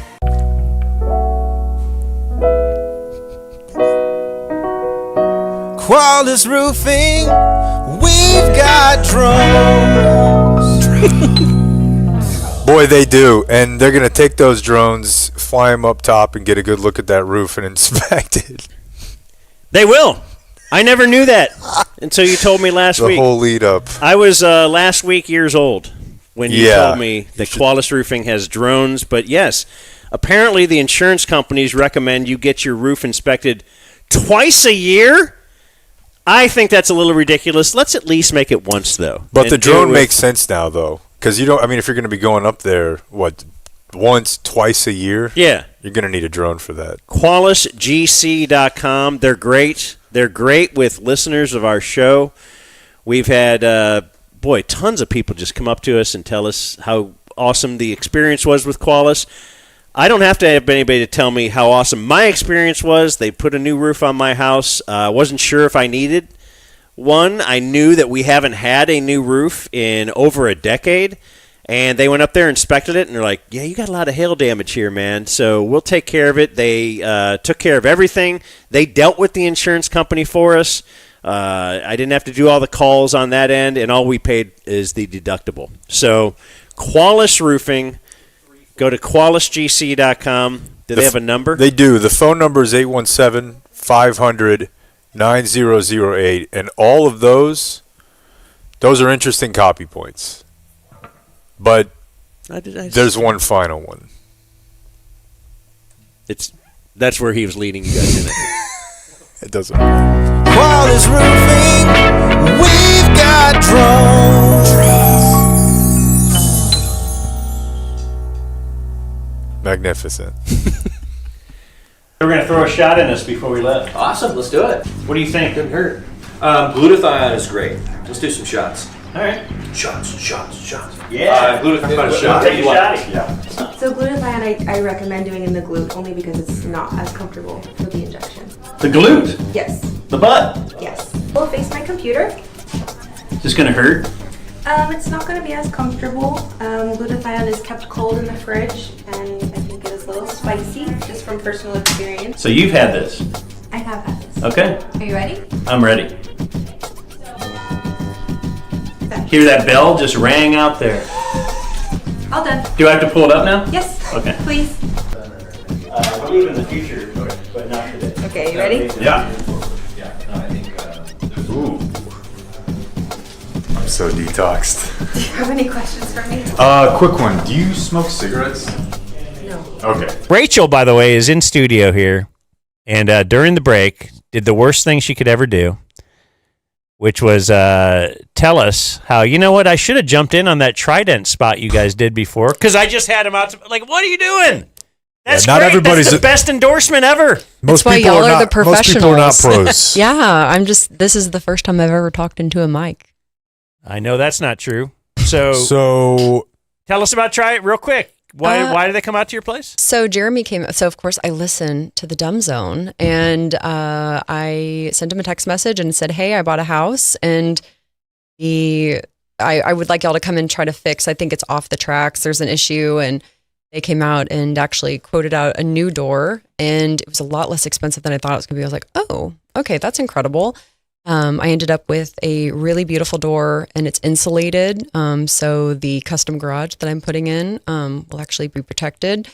And we got the new motor and everything. It connects to the Wi-Fi. It's incredible. And it was a lot less expensive than I thought it was going to be. And I've actually referred them, because of what I do for a living, to several of our clients that when they are buying a house and they bought a house, they were like, "Oh, this garage is just trash." And I was like, something that will pay for itself many, many times over is a brand new garage door and a new motor. Hooks up to the Wi-Fi. So if you leave the house, you can close it. And I'm so glad that we did it. It's incredible. So that's my little piece there. So thank you, Trident. Y'all did an incredible job. Is somebody in there? Sir, can you hear me? Yeah, I hear you. Sir! I don't know if I'm okay. Can you get out for me? I'm hurting. Let me get my phone. I gotta call somebody. All right. Yeah, we're calling LA Before you call the insurance company, call Frankel first. Frankel and Frankel. Call 214 or 817. It's spring. Everybody's getting ready to jump in the pool. I'm sure you guys did some of that this weekend. I've only had one cleaning done, so this is all I can speak to. But I will tell you that no BS. My wife came home and said, "This is the cleanest our pool has ever been." And we had a guy, and it was about the same price. I thought he was doing an okay job, but I don't know him at all. I mean, whatever, it's just a guy. I'm sure he's a fine guy, but whatever you guys did, it definitely was noticeable, like very noticeable. Well, I heard there was problems with your filter you didn't even know about. We might have had a little bit of a previous roofing company or whatever, because they had left some stuff that was a real problem. No, they were just kind of ignoring. No, I saw your guy noticed it. I was at Jake's house too. Out of the spigot or whatever, shooting stuff back out into my pool. Yeah, it was shooting like the leaves back into the pool. Yep. So I was like, wait, we just vacuumed this out, and now it shoots it right back in. So it was like, obviously there was a hole in the system, but he took care of it. Your old guy did not notice that, and these guys noticed it right away. Same thing. Shout out Thomas. My wife usually does the cleaning and stuff, and she, our other pool company, our old one, because we now signed up with Puddle Pools. dumbzone.com/puddlepools. Are you guys aware? Is that the website? I think that's on your end, and we also have puddlepools.com/dumbzone. Oh, you do? Yeah. Well, let's promote that one. That's the one we should promote. Okay, puddlepools.com/dumbzone. Dumbzone. Okay, my bad. That's all good. I think I erroneously said that earlier then.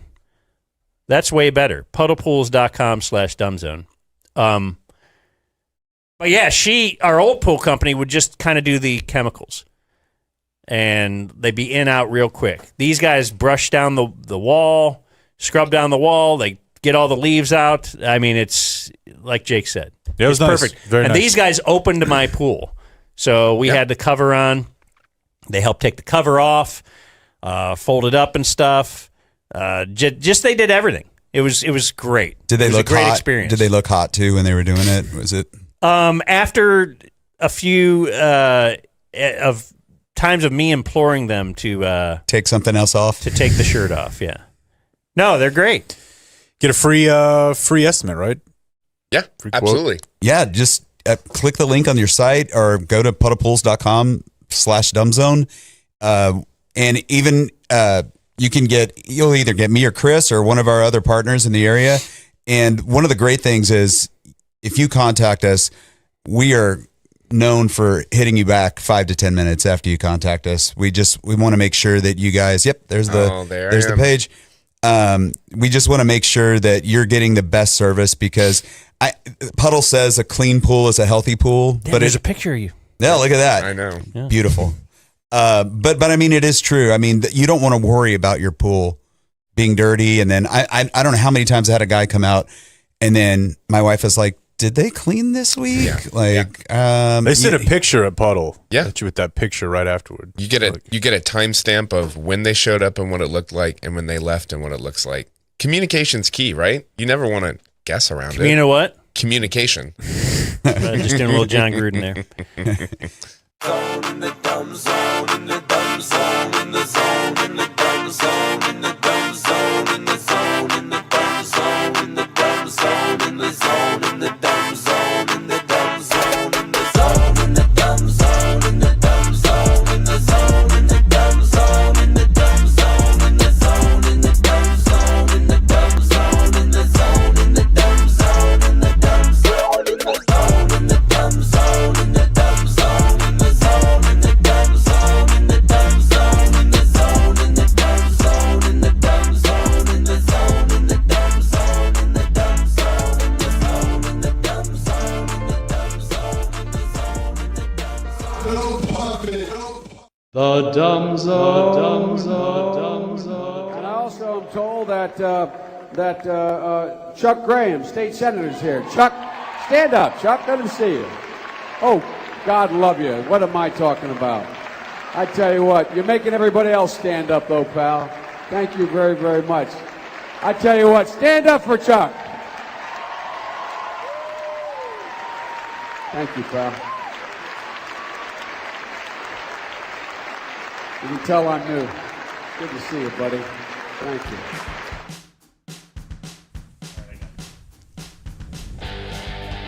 You're listening to The Dumb Zone.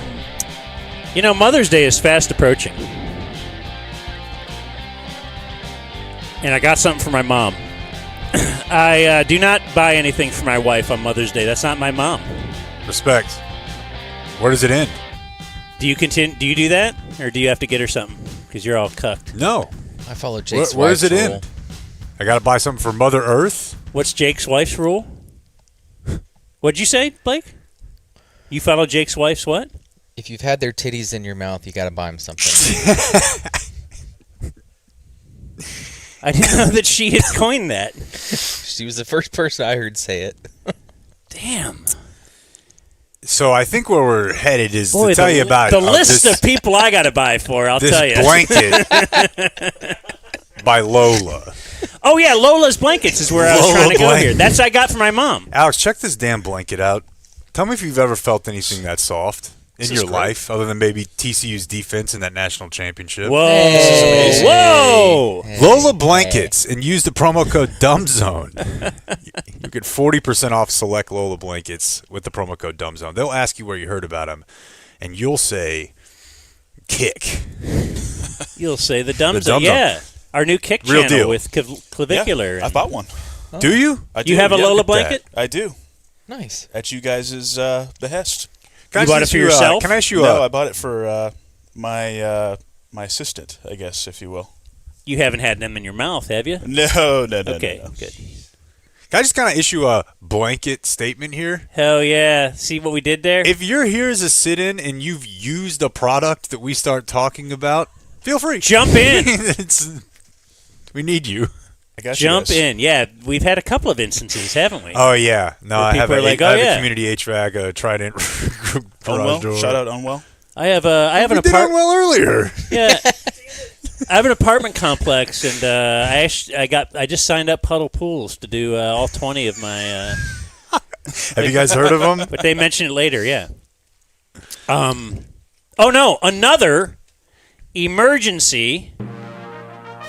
The Dumb Zone presents Today in Twitter. I don't know if we have the whole tweet, but we do have the video from the tweet. Made it. Gosh! Hey, it's over. Right edge, right? That's what it is. Right edge? Yeah, it's right edge. You're looking at Caleb Downs and Brian Schottenheimer. Brian Schottenheimer has a putting green in his office. This is lame, And though. 'cause this- Brian Schottenheimer made the putt, and he has defeated Caleb Downs. Hey, and now that's what you guys show right there. I don't like this, man. And yeah, Shotty is. Why does it feel like there's worship music playing? Made it. Because it's Shotty's office. Faith Family Football pillow right there. Shoddy a Mountain Valley guy? Does he have like a conjoined triangles of success type thing on the like a pyramid? Made it. Would you think that he does? Look at that in the background. Dude, he He's does. got He some- absolutely He's got does. some sort of a pyramid of sayings. He's Boy, such we a gotta saying zoom in guy. on that. Yeah. He put up Downs' footage on the TV. Oh my god. Oh, it's footage of Caleb Downs. Sorry, I was just watching your tape. Oh, funny Just- find Oh, Oh, sorry. Funny I you didn't know should walk I in didn't know you'd be while I here. have a film crew here. and a golf club in my hand. How embarrassing this is. See, I thought you were gonna today in Twitter me. Blake, your boys stepped in it last week. What do we got? Who? Dude Perfect posted a video where whatever the main one is, he's doing like on the screen it shows that he's been drafted. And he's like, me? I'm getting drafted? They stole that. It's a complete copy of Sass's bit. It's like one of the most viral bits on the internet of the last 4 or 5 years. It's definitely I don't know what it is. But you're not like a big internet seen guy, the but meme. it's the kid pointing at himself with a Corona in his hand. He's like, me? It was one of the biggest memes ever. And you think Dude Perfect recreating it is a bad bit? They didn't even try to change So they're it. not. Are they doing it like as an homage? Because we've done that, No. right? I don't know. People immediately started just dragging him for it. And they were Good. like, shout out, though, to Sass. It's like, he points at himself. It's the exact same bit. It's really weird. I mean, I guess it could be a tribute, but They're just such deep level thinkers that you don't understand it. I also thought you were going to play a video of your boy Clav. Go on. yeah, dude. Can we spoil it? Or Go ahead, tell him. He got a girl pregnant. You remember how he Well, said that'll happen. Oh! Remember he was going to do that dating thing and find a girl and get her pregnant because he wanted to be a dad? He did it. Oh, well, that's great. I thought that he was not able to have kids. That's what I thought, too. Cause, At least in one of his other interviews, he was talking about the fact that he does so much testosterone that... He may have had to lay off for a little while or something. Or maybe, I don't know. But it also could be fake, Blake. Well, I believe Instagram. So Baby Clav is on the way? It looks like it. And he was crying on her on his stream. Massive cortisol spike. Do you think he would make a... Would he Todd Marinovich the baby? Like, is he going to let the... Smashing the baby's jaw and stuff? Or, yeah, as it goes, because they're very pliable when they're little. My kid had, like, a helmet. Mm-hmm. Many kids do. Yeah, you could just kind of Why don't we helmet their whole face? Their whole body. Yeah. One more Cowboy thing, and we'll get into it more tomorrow when we'll have Caleb Downs and Malachi Lawrence audio. You have to remember, of course, all of this is spin, right? In that, because I listened to both press conferences, and with one guy, and I listened to him in order, so Malachi Lawrence went first, and Caleb Downs went next. When Malachi Lawrence is up there, all they can do is fall all over themselves of, this guy is an awesome leader. He is a wonderful leader. These are the kind of guys we want on this team. Well, how do you prove that he is that lead? You know what he did? He stayed at one school. Stayed at one school the whole time. Okay. And, in fact, had an opportunity. Probably could have gone somewhere else. Decided to stay at the same school. Okay, so then does that mean this other guy's a shitbag, or how are we going to Actually, no. We just now get everybody out of here. Now we get him back. Now we got Caleb Downs up there. Okay, you're the same He's guys, an incredible leader. Okay, He's an awesome leader. You know why? One school? Well, no. But he led the defense at both Alabama and Ohio State. So he just kind of left Alabama one as school. a freshman. Why didn't he lead them? Alabama as a freshman. So it is funny. TC went off on me last night. He was just like, listen, I know you're excited, but I want to establish the baseline. This kid's a bitch. Malachi? No. Or Caleb? Oh. Why? Leaving Alabama because he's a Notre Dame fan, and the idea of somebody being like, I'm at Alabama, but now I want to go to Ohio State, where it's only going to be even easier. Well, no, it's probably because Saban left. No. It's probably because you just didn't see a spot. You didn't see. No, you yourself were already starting as a freshman. That's the thing. Like, if you're a backup quarterback or something, yes, do you leave as the starter? It's very KD. You're the starter, but I think this team is a little better now. I don't care. You sign up to play for a coach and he leaves. That's what I say. Should be able to transfer. It does, especially Saban as a DB. You're like, this is what I'm tying myself to, and if he goes, you can go. But there's nothing you could say about Caleb Downs right now that But like I said about the Micah thing, Micah's impact. I mean, are you saying Arvell Reese's impact?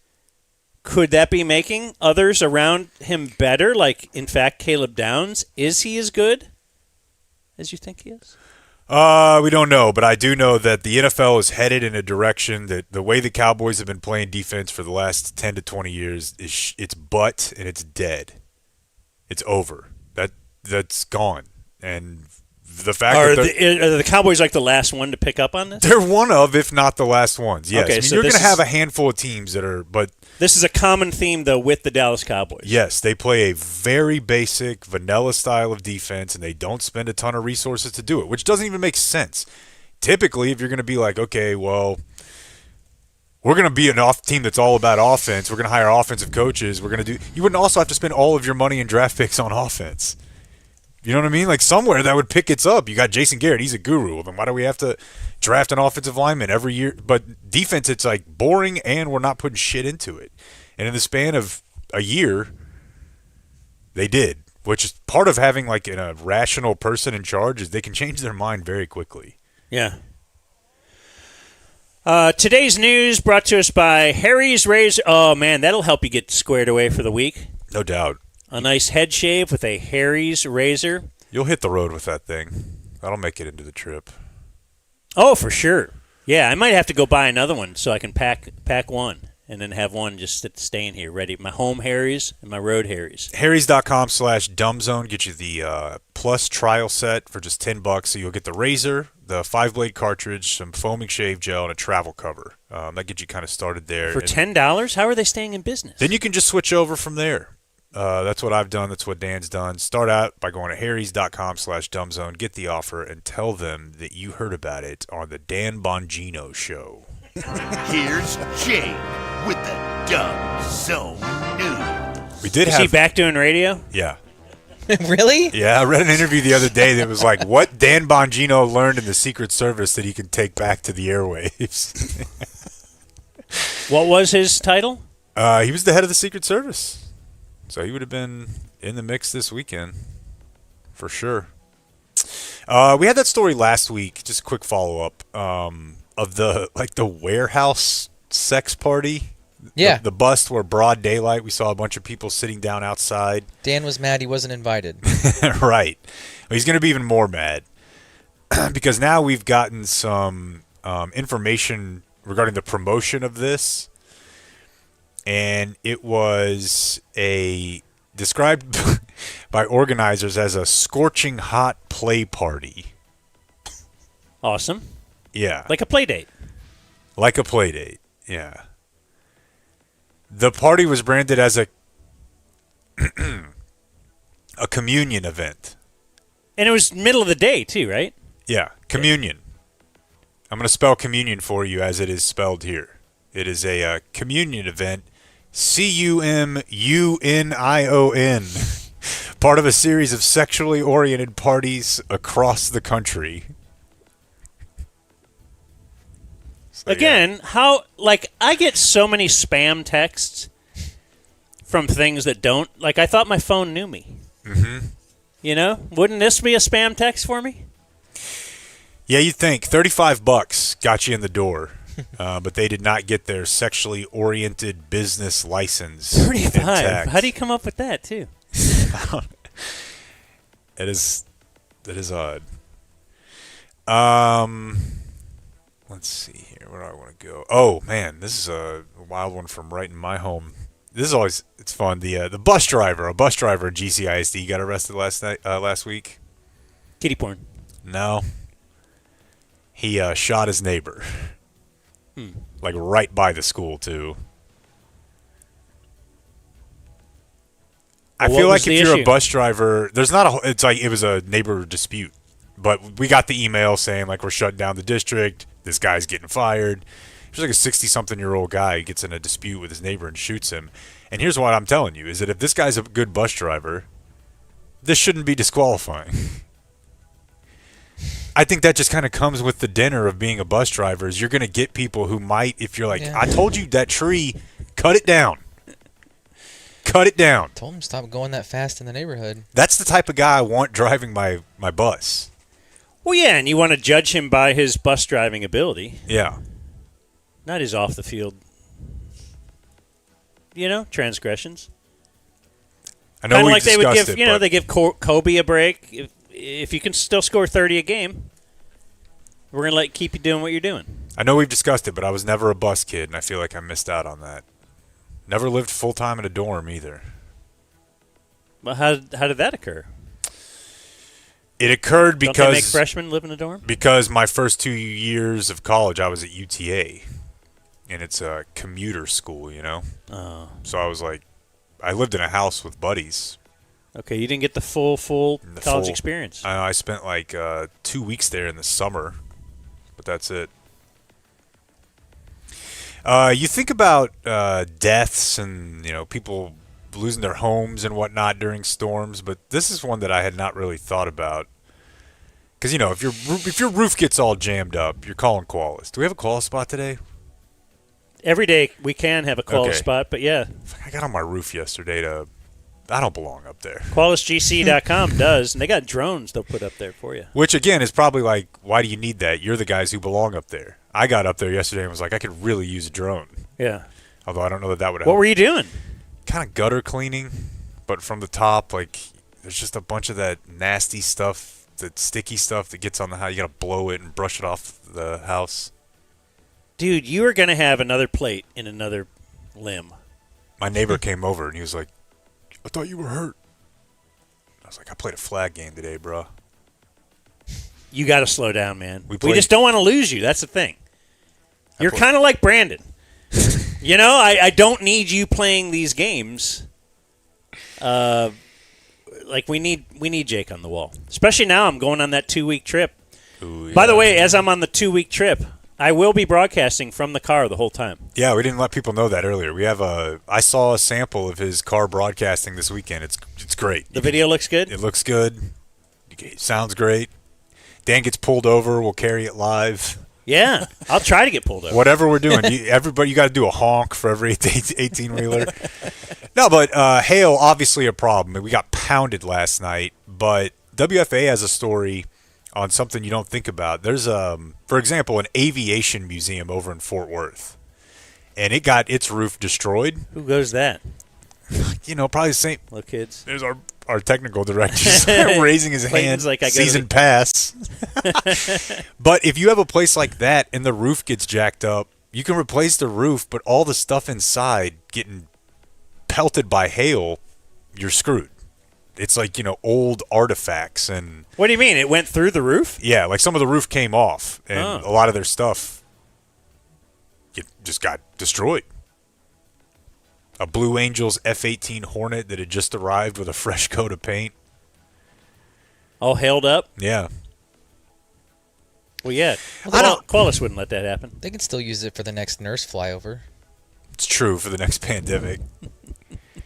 I kind of think, you know, if you are into items that people think cost a lot of money, then whatever happens to them kind of happens. Like if you've decided that you want to be around this aviation artifact, you've decided you're going to be pissed if it gets hit with a rock from the sky, right? It's not like your car or your head or your, you know, you've put the value on this thing. So I have to feel bad? I don't know. Like if your art gets torn up by some lady you had in your house. Well, I don't know that the then I'm news is making you have to feel bad about it. Tony Busby reference? Yeah. But, I mean, it comes up. I think that's Dan's standard, like, you kind of get what you deserve. If you buy $1 million art. Right. If you're, yeah. If you have that much money that's what you're putting your money towards. This is a funny story out of Austin. You guys are, of course, familiar with the copper trade from the documentary The Wire. Hey, Copper. See? Copper thieves is more what we're talking about here. Oh, yeah. Austin, collected in grocery carts, right? Yeah. Austin police put out a warning or a notice saying that they're having a major problem with people digging up and trying to strip fiber cables, thinking that there's copper on them. There's not, and then it screws up everyone's internet and phone lines like all over the city. Austin has a bit of a homeless problem, you might have heard. Or a feature if you're just into homeless people. I don't have to call it a problem. But, yeah, they're just kind of telling the homeless, you're stealing the wrong stuff. Like, you're getting nothing. You can't sell this fiber optic cable. There's nothing to strip. And now I can't download Napster. Well, that's good. That's a good warning. Right? Yeah. You want them to steal the right stuff. Video went viral this weekend of a runaway kangaroo on the freeway out in Abilene. Really? Yeah. Is this part of the Texas doesn't have laws about animals? We Yeah. just have anything? Yeah. It is legal to own kangaroos in Texas. Abilene? Would that be a beating? Dude, I think it would be a beating, but it would be so cool. Do we have a similar climate as Australia? It's got to be hotter there. Yeah, out there's parts that are very arid, and then the trees are about the same. Like West Texas, you're saying?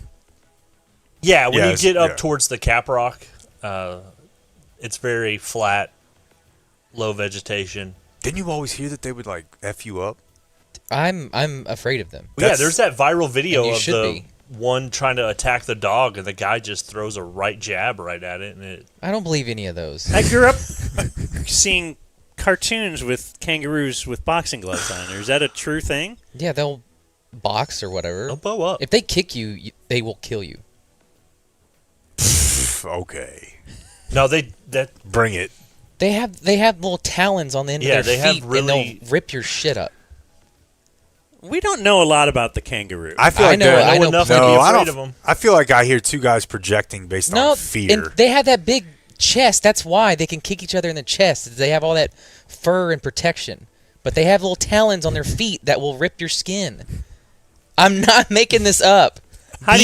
Be afraid of kangaroos. Your knowledge on kangaroos has me worried. Saw a video in science class. Science class? That's what we do at private vague. school. We learn about kangaroos.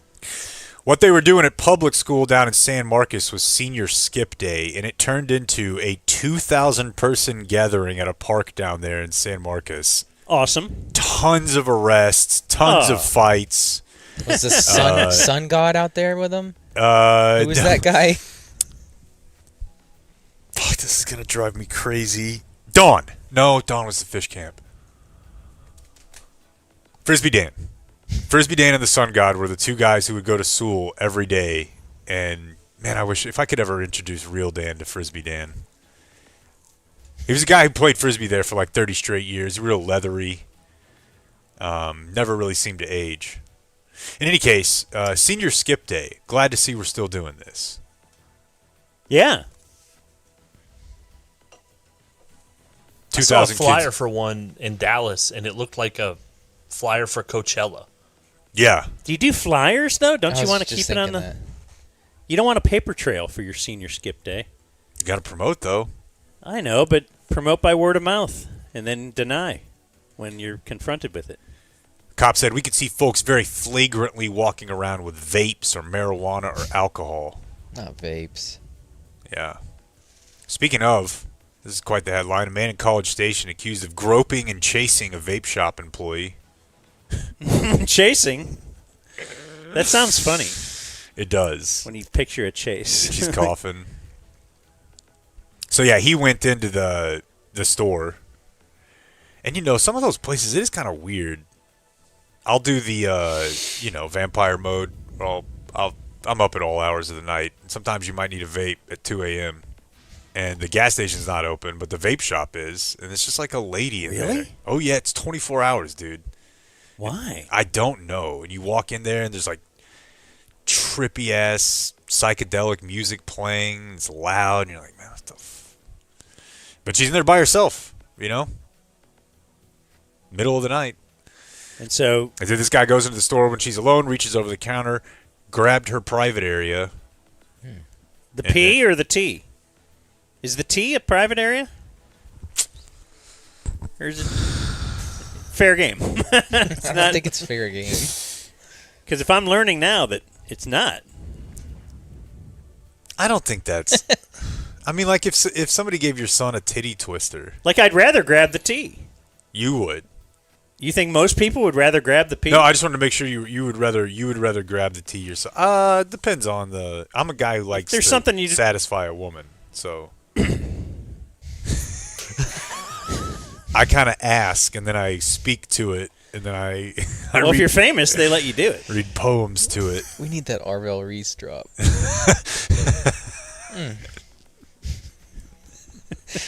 We need that, and we need more Jim Nance. How about that? All right. What else do we want to do here? Any conspiracy theories we want to get into about how this Twitter account from 2023? I don't think I want to touch it, bro. All right. What are you saying? It's weird, man. It almost makes me want to fall back into conspiracy brain. Oh, is this something about the Trump thing? Yeah. Isn't that funny too? That Trump thing happened Saturday night, and by Sunday nobody's like, yeah, everyone's moved on. Another bit. I just don't know how to process maybe it. It's real. I don't know. Is that what you're talking about? Is there a tweet about predicting it or something? And then I don't think I buy the.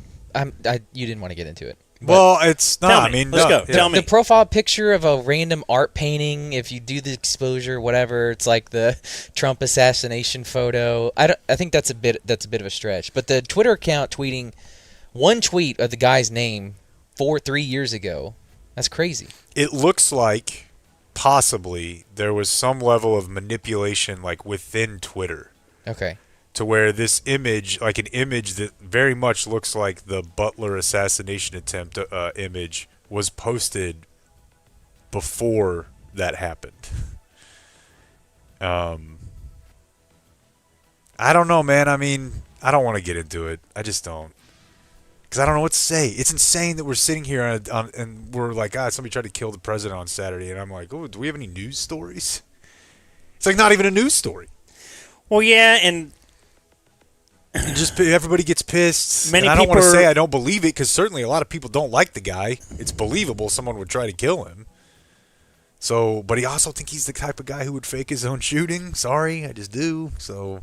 Well, and then did you see that there was like a Fox News somebody? Did you see that bit? I was watching it. When the phone cut off? I was. I went right to Fox News. Why do you do that? It's just like, why do you pick that news? That's if there's something like that going on, that's where I want to go for the fun. Well, here, I marked it. Want to hear it? Let's see, the Fox News. Here it was. Oh, wait. Sorry. All right. I want to just quickly tell you, I was sitting next to Caroline Levitt, the press secretary's husband.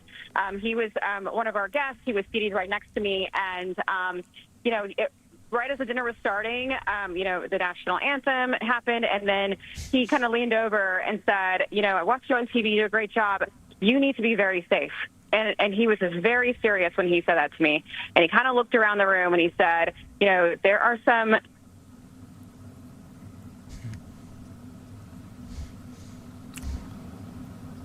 Sounds like we lost Aisha's phone there. And this happens, by the way, especially when you have so many people attempting to utilize the same cell service at the same time. Yeah, you could hear how she was breaking up.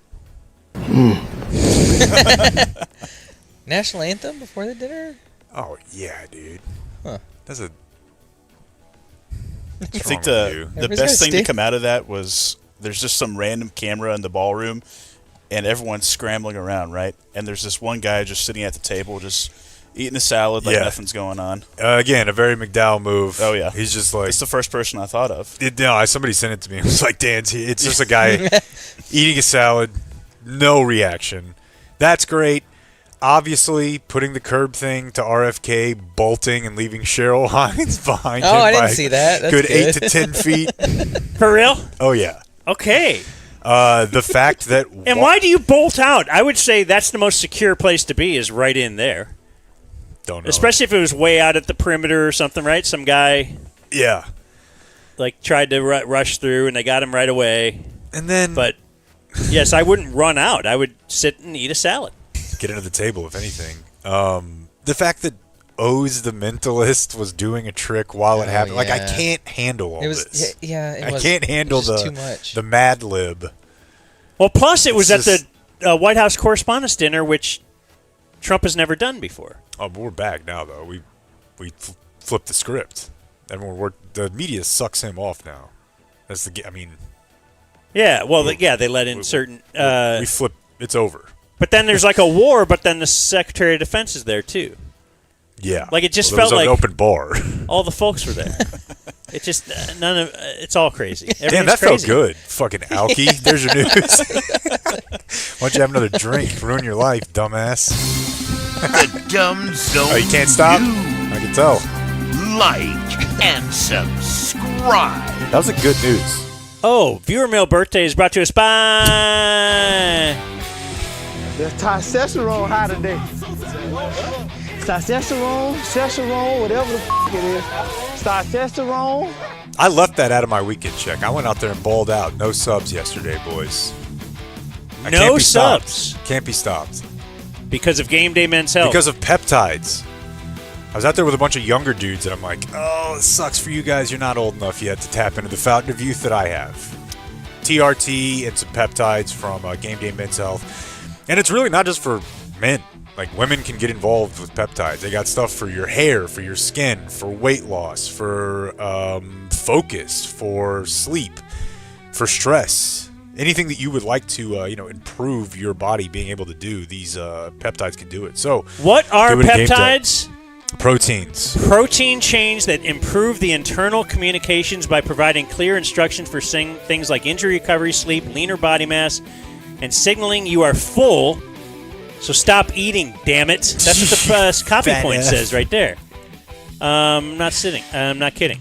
So yeah, peptides, and I'd like to compliment our Dumb Zone location of the day. It's a tie. The North Dallas Preston Hollow location on the southwest corner of Preston and Forest Lane above First Watch Restaurant. And then we also have the Lakewood location. Remember Sam Bates? Oh, yeah. That's by Gaston and La Vista near Abrams in the Lakewood Tower, the Wells Fargo building. The Mike Marshall game day. Yeah, so... if you see him with a boner... GameDay.dumbzone.com brings us... Happy birthday. Thank you. some viewer mail birthdays. So regular showtime tomorrow? Yeah. Yeah, now we're kind of doing a thing like, hey, I had a better question. Although we've been actually telling people our question for a week. And now we have to change it, right? Sorry, guys. Blake wants to do the show here. So I Okay. said, okay. So I do whatever Blake wants to do. Come on back, Alex. Not everything. Ooh. Let's see. What day is it? It is the 27th. Please give DF Sammy, I'll say his name right this year, Waits. Isn't that his name? It says Whites. Probably about to tell you. But then he writes a shout out for his 31st birthday, which was April 25th. His leader is Dan's White Lawn Guy, and he wanted to get an update on whether Jake was still trying to get into the Grateful Dead. Oh, yeah. Or did he give up on that venture like he quit pitching and drinking? I don't know what else I have to do on the pitching front. I am too weak to beat alcohol by drinking it. And then what was the other one? The Dead, Grateful Dead. Yeah, I have like a list of maybe 15 to 20 songs. And that's about what I'm capable of. I'm not going to watch a 3-hour set, but there's more there than I thought, for sure. Okay, you have a list. You've actually listened to this list, or you just started with the list? No, like I have the... I don't know if somebody gave it to me or not, but it's just it's probably Grateful Dead Essentials. Live. It's live. All of it's live. I've been to one Dead show. That means every song is 7 minutes long. That is prohibitive, but not every song is. It's like the NFL draft. I don't mind it. I'm surprised you had enough special needs people playing baseball. I thought they were all at the draft this weekend. It did seem like they had shined a beam above Pittsburgh. Every other pick. Here's this kid. Make a wish. Wants to announce this pick. You're learning about diseases you didn't even know existed. You know? It was a lot. The draft could be consolidated to one day if we just let Goodell do all the picks. That's from Michael and Charlie Waits. And I thought the Styx thing would just be a first-round bit. No, they played that song every round. They did. Because it rules. That was my favorite part of our coverage. Apparently. Dear Rootin' Tutor of the Flatulent Cooter, I wish a happy Jerome Bettis plus Mavs Max Christie birthday to two bromos and fellow Permenter Middle School alumni, PMS alumni, twins Jason and Kyle, identical twins. That's real twins, right? Yeah. I think in this day and age, a lot of people have to be upset with the proliferation of... You don't hear a lot of identicals where the parents don't go alliterative. I mean, I think we had 3 couples throughout my educational career, and they were all 3 doubled up. J&J, D&D, or M and M. I had a guy and girl twins growing up in my class, Trevor and Tara.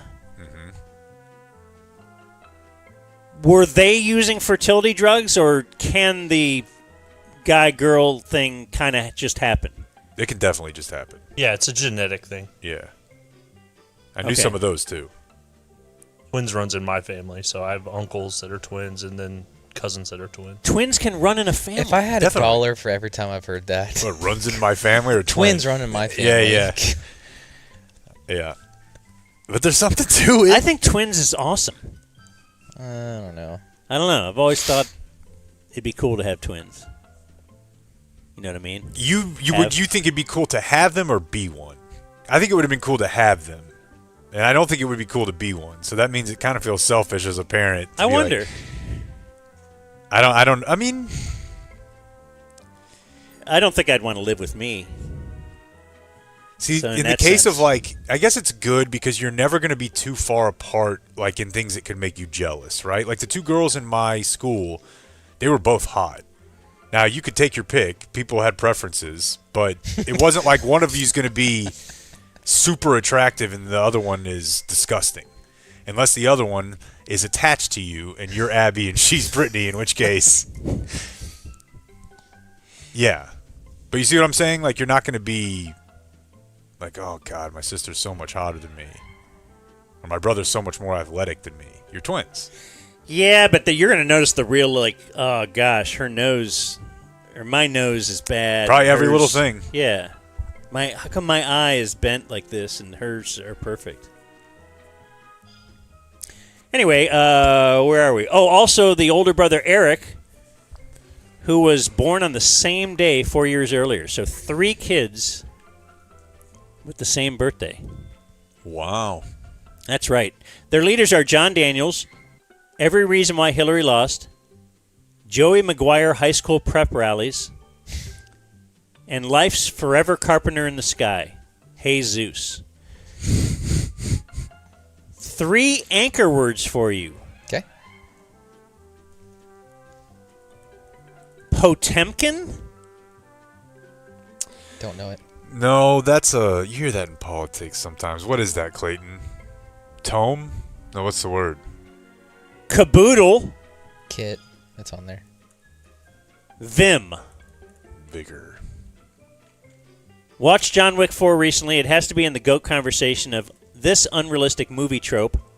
Flagrant amounts of collateral damage that would be accidental deaths caused by the protagonist that no one seems to care about. Definitely.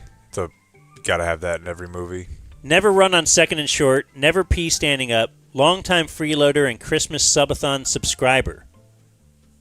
From JD. Does he give a thing for Potemkin? No.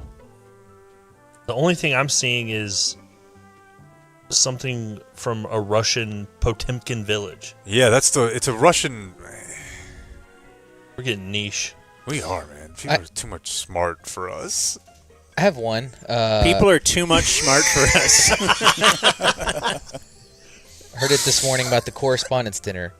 It's a book of the Bible, but Exodus, there's no minor. Only mass. Only a mass Exodus. So many people. Trickling of an Exodus. All right, let's do this. Fairlease.org presents On This Day in History. We haven't mentioned Fairlease today. Fairlease, Navidad. That is our car dealer.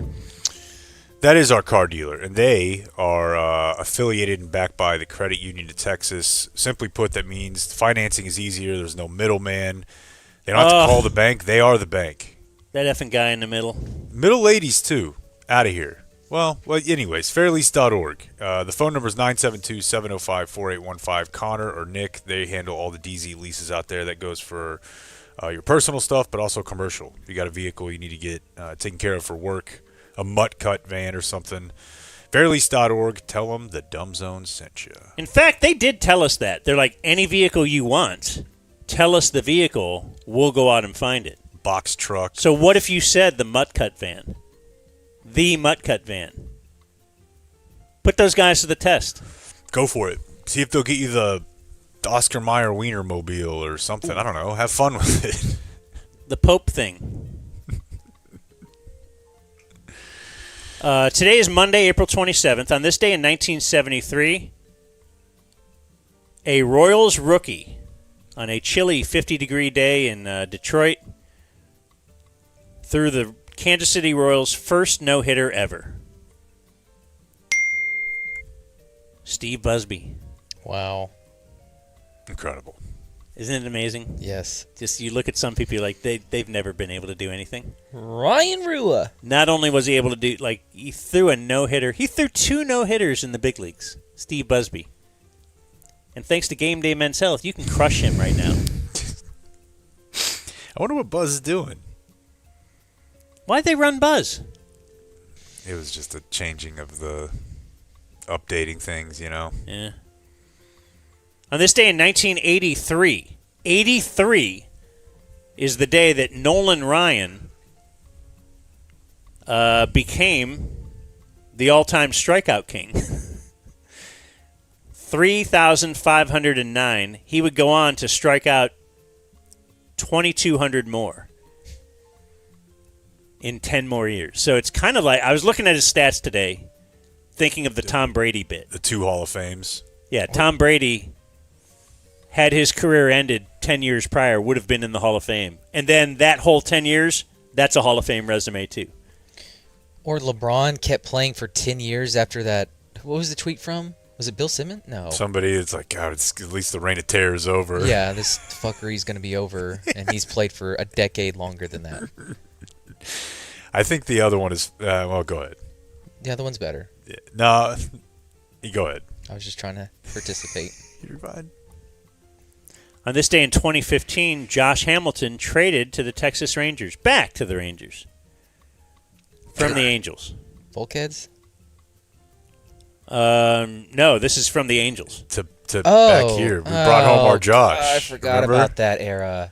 We brought home Witten. And he hit a walk-off, and everyone was like... They poured soda on him. Credits roll. And then the Ben Affleck movie came out. Yes. Remember that? I think it was actually Casey Affleck. What was that movie about? It didn't get made.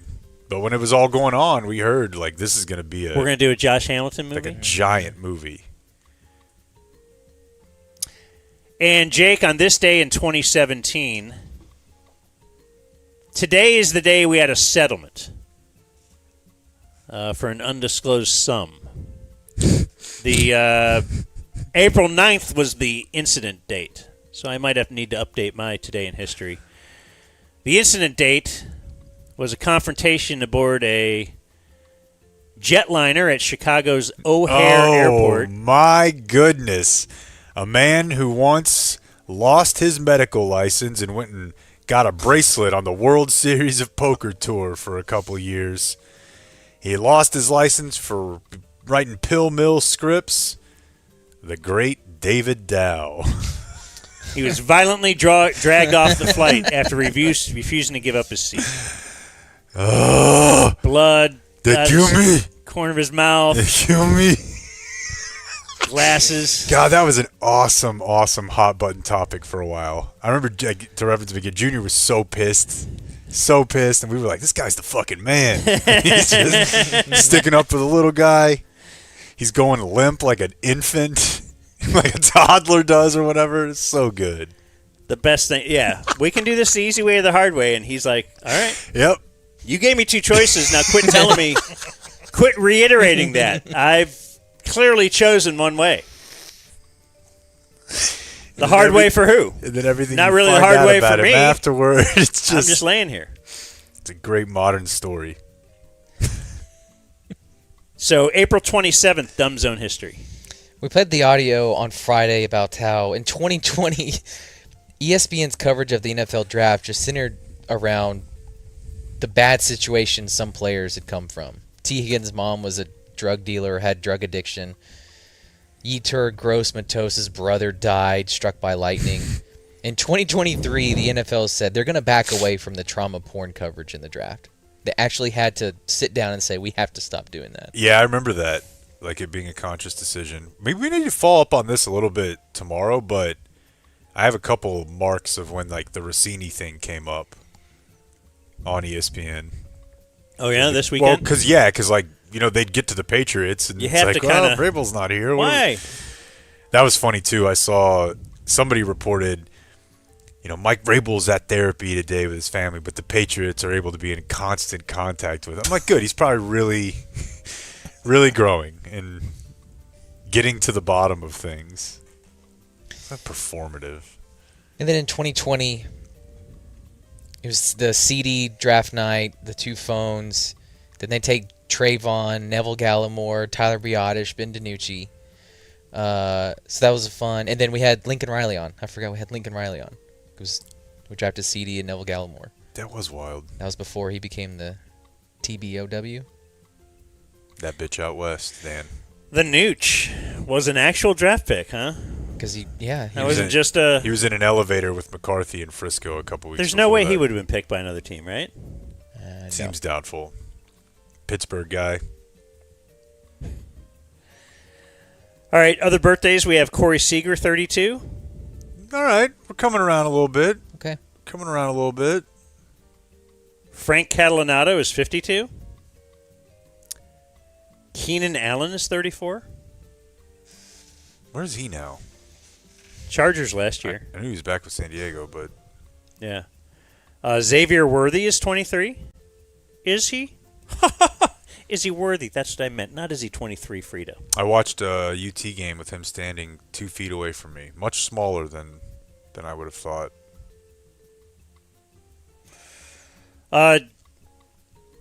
George Gervin is 74. What's his nickname now? He got his chain snatched by Caleb Williams. Yeah. I mean, I've been calling Caleb Williams the Iceman since the day I saw him. Yeah. That's a bad bit. The weirdest, I'm going to file this patent. It's a bad bit. What else is out there? What can we do? The Ice Queen. No, No, yeah. We got to find someone who, Air Jordan. I'm Air Jordan. I'm someone who's called. No, something. Caleb Williams, look, every time I come out of the tunnel, I'm going to yell, "Let's get ready." Dan Mullen is 54. We can't even do that on the stream. Joke around about that. Nope. Tell us about Dan Mullen's wife, though. Dan Mullen's wife, definitely at Florida. I think probably at Mississippi State too. But she would greet all the players when they arrived at home games. They'd get off the bus and they'd walk by and kiss her on the lips. Just a 50-something-year-old white lady and a bunch of college-age dudes. Gross. It was so weird. So weird. It feels so southerny and creepy. Come smooch me, honey. Herm Edwards is 72. You play to win the game. He did not know Arizona State were called the Sun Devils when he was hired. Yeah. A little suspect to that name. Clayton, Jason Whitlock is 59. That big rack of hers. That big peanut butter rack. Skin. I know what I'm capable of. And those cans. The big rack. Ace Frehley is 75. Kiss. Name a Kiss song. Me? Anyone. Detroit Rock City. Is that a song? Love Gun. Yeah. Oh, okay. Get out, everybody gotta move your leg. Get down. Sheena Easton is 67. Lizzo is 38. Where's she been? She lost weight. That's the problem. She Jonah Hilled it. Commit to the bit. Lizzo's first album is fantastic pop music. There you go. Cy Robertson is 78. Also a fraud. He's not. He was Only Willie is the fraud. Duck Dynasty. Willie and Jace are the frauds. Cy is not. Corey Harrison is 42. He's from say Pawn Stars. one thing about Duck Dynasty around these two. I know. Boy. These guys are going to fight you. I told you the first time I gave my dad an edible, we watched Duck Dynasty. That's awesome. What a show to watch. It was so much fun. What a sentence there, right? Dude, that's the first time I gave my dad an edible. We were on a golf trip. He had never done it. I was like, here, we're in Arizona. We just come back from the shop. We both had an edible, and Duck Dynasty was on. Is he edible guy now? Or is he now doing heroin? Was that a gateway? Yeah, it's kind of was a gateway. I just want to say, pimping out your mom. Everyone in my generation has decided to be real cool about this, that everybody's coming around. Feels like there's a different world where those of us who are in our 30s and 40s now who had to hide weed our entire lives. Should be like, I told you the so. fact that I'm now having to go get gummies for these people is like, I don't know, we could have saved ourselves a lot of trouble. You're their dealer now. Yeah, but had it looked like a Sour Patch Kid, Right. maybe they would have been on board. Picking it up from a doctor's office and everybody's okay. Meanwhile, my mom had stopped laughing the whole time I'm talking to her. I'm like, okay. I feel like vibe shift. Ace Frehley died in October. Ooh. Boom, boom.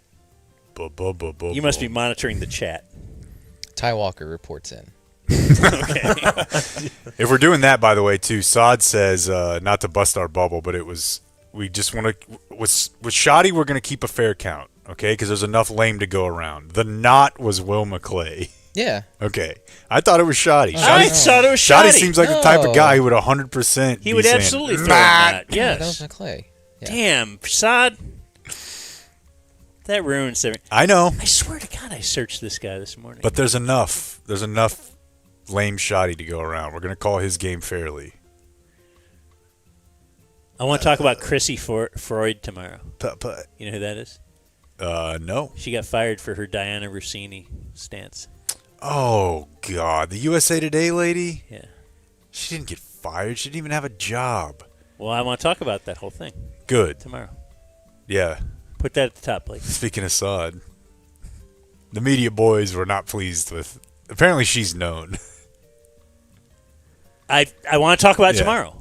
Do we get a D210 lady in the? Oh, she's the one who asked. Do your kids ask you about the draft? D210 is a very big part of tomorrow's show. Okay. First of all, what is D210 Sports? We talked about it last week. What is it? Did you figure it out since then? It's a bunch. There's a handful of hot women who apparently get to go to press conferences, and that's the extent of it, as far as I can tell. What the Ice Girls graduate to. That some of them look like Ice Girls. They have a kick-ass website. It's great. And yeah, they ask about kids and what you're dreaming of, and like it's all. I have a whole thing of just D210 sports questions from the weekend. I mean, between that and they all like Disability Channel. they put them at the end too. Like they all. I don't know if they just know or Tad's like, all right, I'll let you ask your question now at the very end. Somebody might be getting their nuts played with. Think about it. It was because of her that I started. Are you going to think about it? I've been thinking of nothing but D210 sports. It was because of her that I started asking Brandon the questions he heard in postgame. Because she asked him after he hit 69 or whatever, is there a dream yardage you want to hit from one game? And I thought, why not 100? I'd love to kick a 100-yard field goal. Moon. I'll if I can line up from 175, I'd love to do it. He kicks the ball in the air, and the song starts playing like a Disney movie. The cartoon sky. He's floating with the ball. How many? What's the circumference of the Earth? Like, could it go all the way around, back over my head? And No, then he through kicks the it, upright? and then like they flash to a scene. It's a guy in a rice hat, and the ball's flying over his head. No. He's like, no, 68's as long as I'd kick it. Really. Still going. There's a whale jumps out of the water. Still going. So stupid. Actually, because of the rotation, you'd have to kick it like off to an angle or something. Yep. I'm going to take a fade on this one as I head longitudinally over. Frank Abagnale is 78. Base? No, he's Catch Me If You Can, right? Great movie. Great story. So good. The whole thing about the guy. Like, he would go on Carson and stuff. Like, he became famous. Do you know about this guy? I saw the movie. All right. Of course, it has Tom Hanks in it. What do you mean? Like, every movie has Tom Hanks in it? No, I've probably seen a lot of movies that has Tom Hanks in it. Interesting. It's Forrest Gump. Yeah. Your parents just kind of gave an auto wave probably okay to anything Tom Hanks was in. Yeah, and if it was on TNT, I've probably seen it. Big? Yep. That's the one where he has The one AIDS? with the island? The Castaway? Castaway? Philadelphia. Probably, once, just a long time ago. A League of Their Own. I enjoyed that movie. That's one of my wife's favorite You've movies. got mail? I'm a big Castaway guy. Is it because I want to be alone? 100%. I remember when you first told me that and being like, yep. Okay.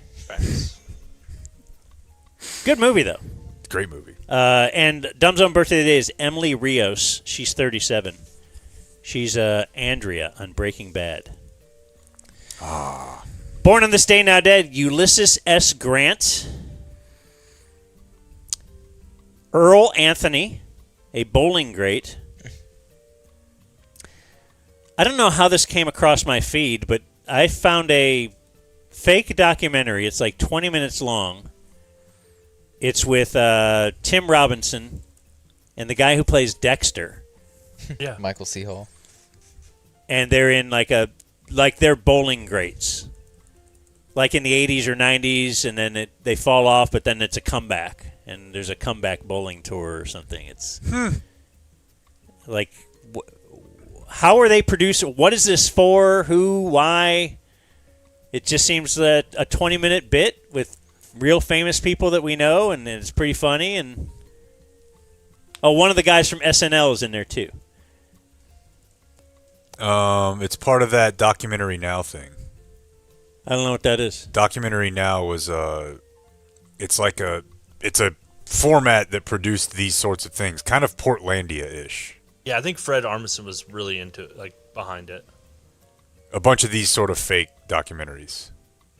Tell you what, I didn't even know the existence of Portlandia barely. And I plowed through that this past year. Awesome. I haven't watched enough of it, but it was good bit. Very good when I have seen it, but also like it was on when I was like living a low-key Portland. Like we were going out in Fort Worth, in that part of Fort Worth every weekend, and it was not far off from. So you don't want to watch yourself be made fun of? Yeah, a little bit. Yeah. A little bit. Samuel Morse, born on this day, now dead. The telegraph inventor. Ask him if he thinks listening to a book is reading. Wallace Carruthers. He is the inventor of nylon.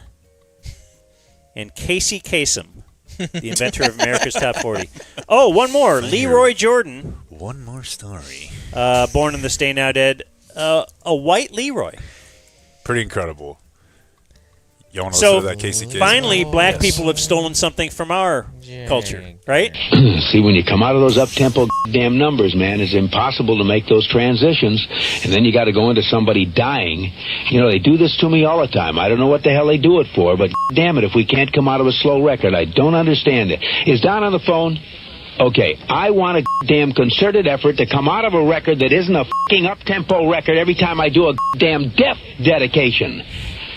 Now, make it, and I also want to know what happened to the pictures I was supposed to see this week. This is the last damn time I want somebody to use his fucking brain to not come out of a damn record that is that's up tempo, and I got to talk about a fucking dog dying. Dude, that's just a pro's pro right there, though. He's like, do any of you idiots not understand what we're doing here? I feel like he's holding on to that picture thing, though. That was weird. What are these pictures? A little past that might have been the root of this thing, really. You're probably right. but he had that in his to play real quick. But it is funny when you work in media. Has your wife ever done that to you? Oh yeah. She's mad at this, but then all of a sudden cites the. Well, I was able to underwear defend that other on. one. Yeah. Dead on this day, still dead. Ferdinand Magellan. Any year he lived? 1450? Yeah, you're probably right. He died in 1521. Sweet. Gordon Armstrong, he invented the baby incubator. Like, what would they do before? Like, what is the baby incubator, by the way? Is it just keep the baby from being exposed to the outside germs? Is it Yeah, like I mean, the obviously first I bubble? saw it like in the NICU, but I don't think everybody uses one, right? Like, you might not have to get to that point.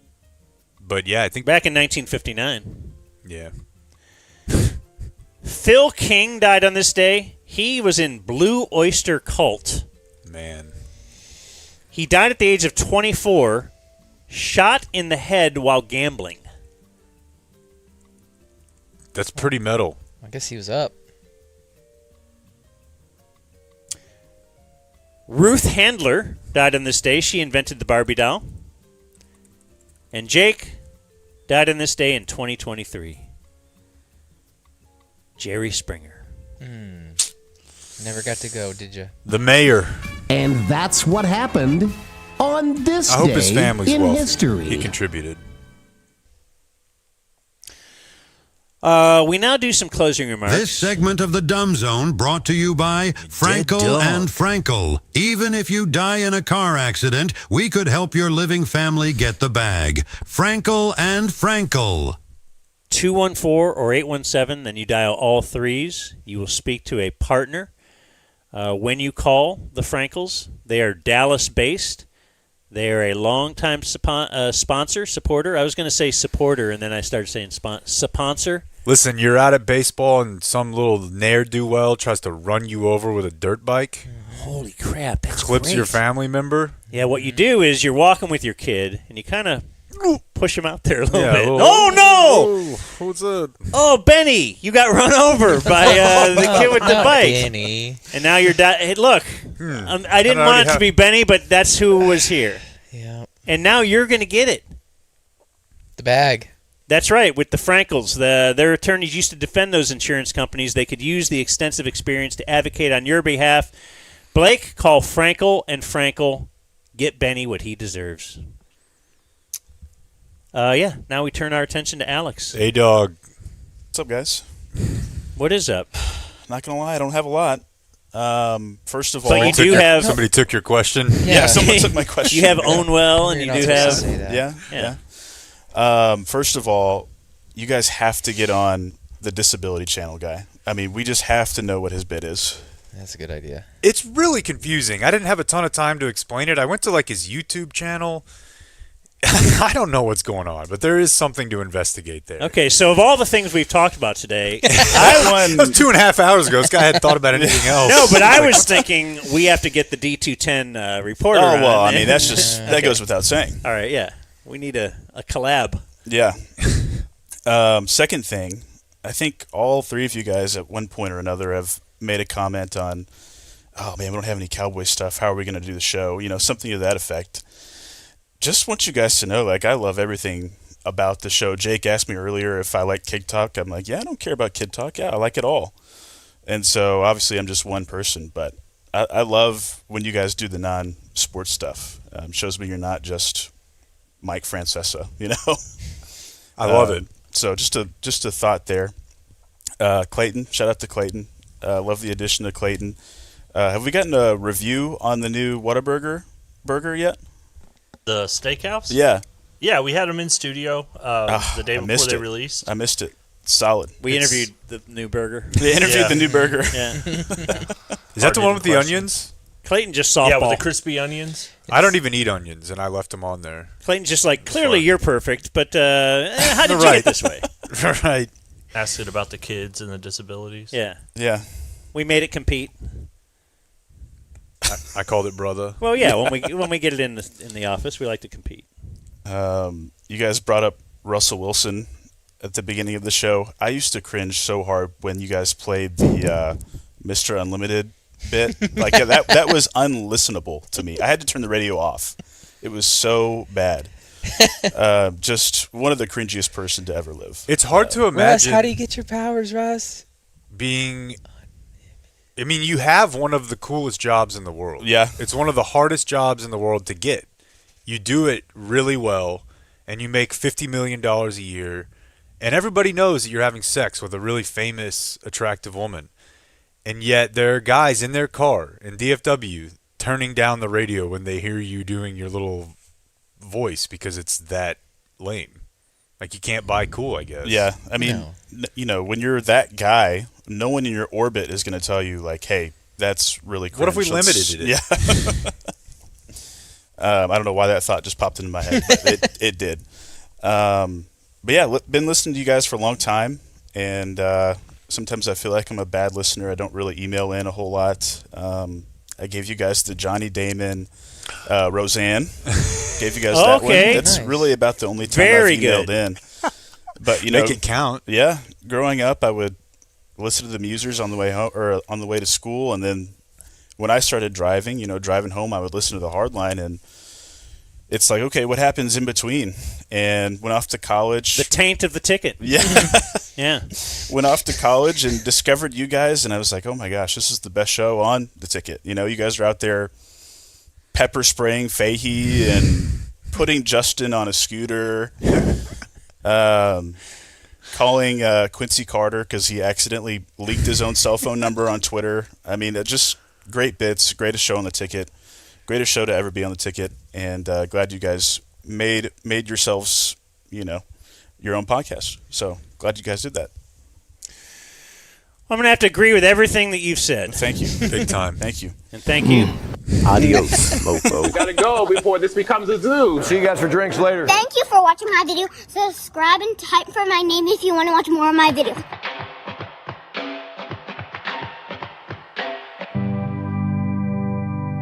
There's just no other way around it. The boys are putting out strong